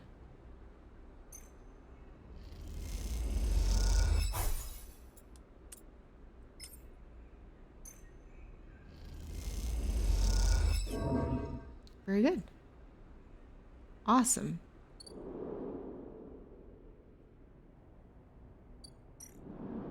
Well, that was a quick day. But I think that's a... Do we do one more day?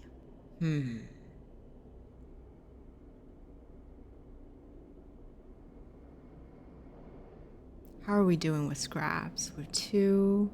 All in a day's work, right? Yeah.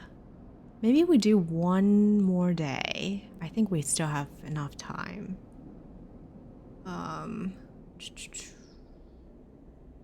Let's do one more day. We will feed the cat. I think one of these days, I really hope one of these days it'll let us pet it. I don't know though. I don't know for sure. Uncycle. What are our rolls today? Let's see. Not bad. Not bad at all.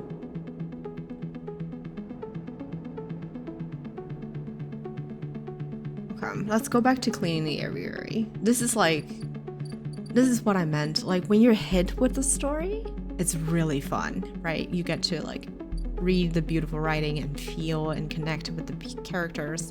But occasionally you get into this like slight grind of you're just trying to complete quests so that things would open up and stories can continue. And we'll just do this. We'll just do this for a little bit, I think. We'll take the 3s. We'll roll the 5 here, and then reroll. Oh, nice. Oh, this is very good. Wait,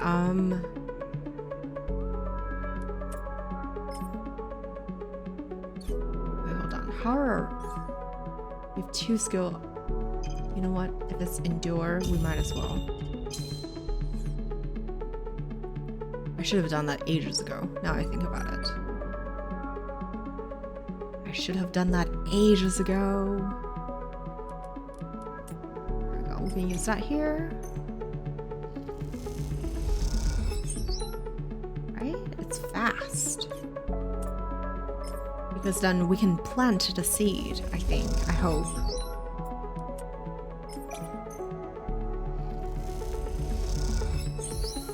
There we go. Do we get to plant? Aviary. Germinate spores. Oh, not this? I feel like I got lied to. Alright, we want this spores. Let me take this. This is my problem. I feel like I would never... It's so hard to end the game. I mean, end the stream with this game. I just want to keep playing. You extract the spores from the sample print and mix with water, then inject them into the prepared mulch. It is precise work. Fungal beds. The moist corners of the aviary makes the perfect beds for the spores. Once they are filled, they can be left to grow.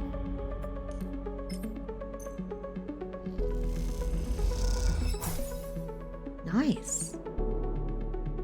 When can I plant this?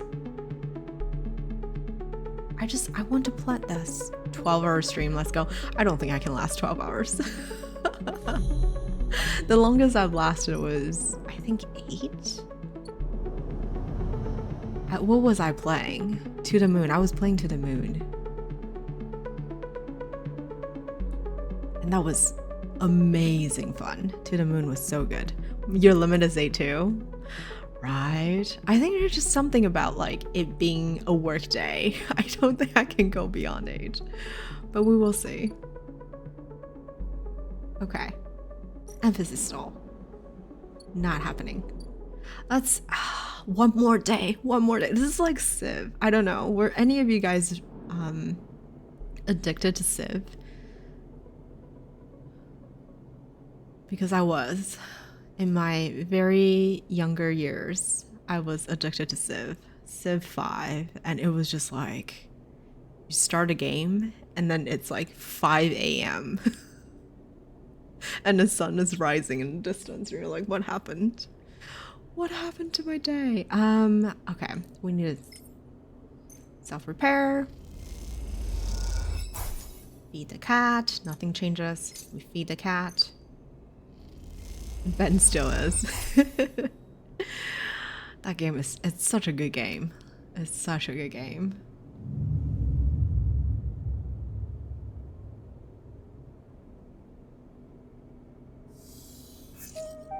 Oh, nice rolls. Very good rolls.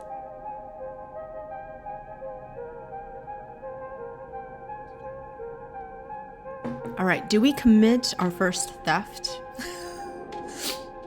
We're down 4 energy food. Maybe we go and commit our first theft. Let's go thieving. Well, no, it's not our first theft. We've already stolen a package. But let's commit our first theft of the farmers. We're stealing the harvest. Let's go.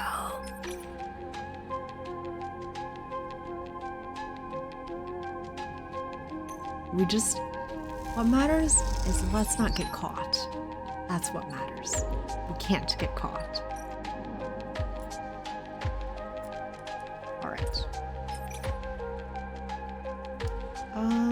Let's grab the 5. And we'll plant some more. I don't know what this is supposed to do, really. I'm just doing it because I feel like we're preparing the beds.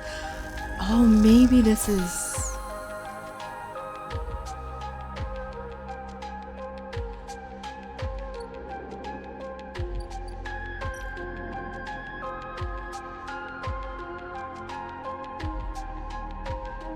Okay, so we're growing the mushrooms.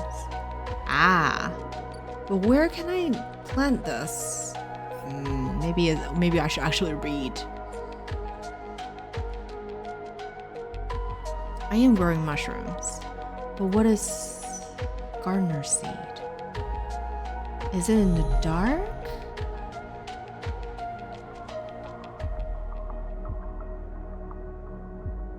No, it's not. Huh? Maybe I need to work with the commune, perhaps? Let's talk with the commune. I have a few things going on here.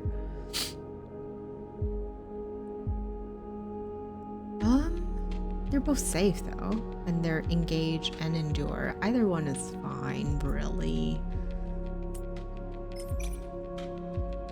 Do I want to reroll? Maybe we take this and then we reroll. Nice. Very good. Oh, I should have done that. Plus energy, and this is...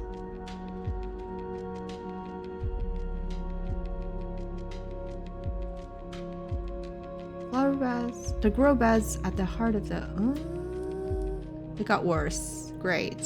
Not surprising.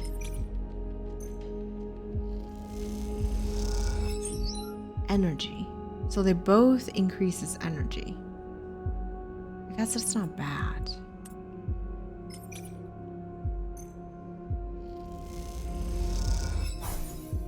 Okay, let's leave. We have a new drive. Why do we have a new drive? What did I do? Enter Greenway, find Ashton. No. Join the Haifa commune. And the Haifa commune meets the need of its member in exchange for work. Could you find a home here? So this is like a semi-utopia question mark. I don't know. I feel like the word utopia can't be used on on a space station, but kind of. Just going back to the agricultural roots of things. Memphis is still taking its time. I guess we'll wrap our stream up here. I mean, next week we can come back to this and then we could finally talk with Memphis, potentially. And then we do eventually have to build the sidereal horizon for our lovely, lovely friend Lem and Mina. But we can leave that until next time. I'm a bit hungry, so I think we will do that. But before we stop, can I buy?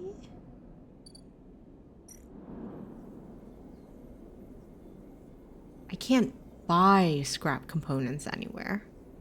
Interesting. I mean, I can, but this ship has to come back. This is the only place we can buy scrap components, huh? Okay. That is fine. All right. Well, I suppose we'll go to bed. We'll feed the cat. We'll always feed the cat. Stray fed. All right. End the cycle. And then let me take a look as to who we can raid right now. Oh, Bari is on. Bari is still on. Barry has raided us so many times. Let's go raid Barry. He is playing I Was a Teenage Exocolonist, and it is on my list to play. Do I have the game yet? I don't have the game yet, but it's very pretty.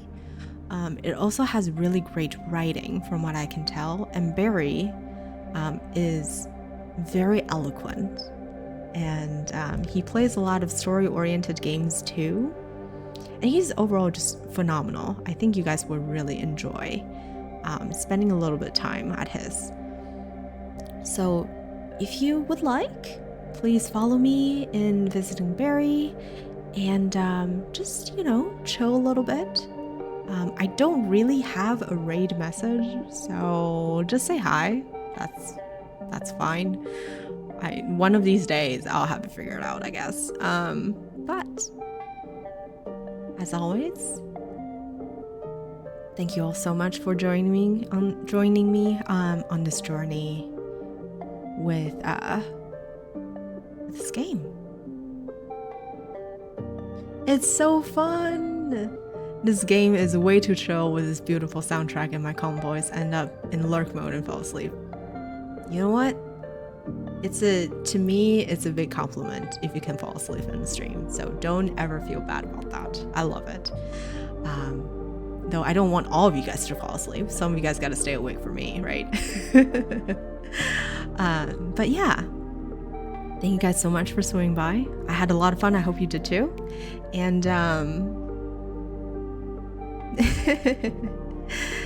and just have a wonderful week ahead. I will be back tomorrow. Oh my gosh, I feel like I stream every day now. I will be back tomorrow with Steins Gate Zero. So if that's your cup of tea, I'll see you then. But thanks.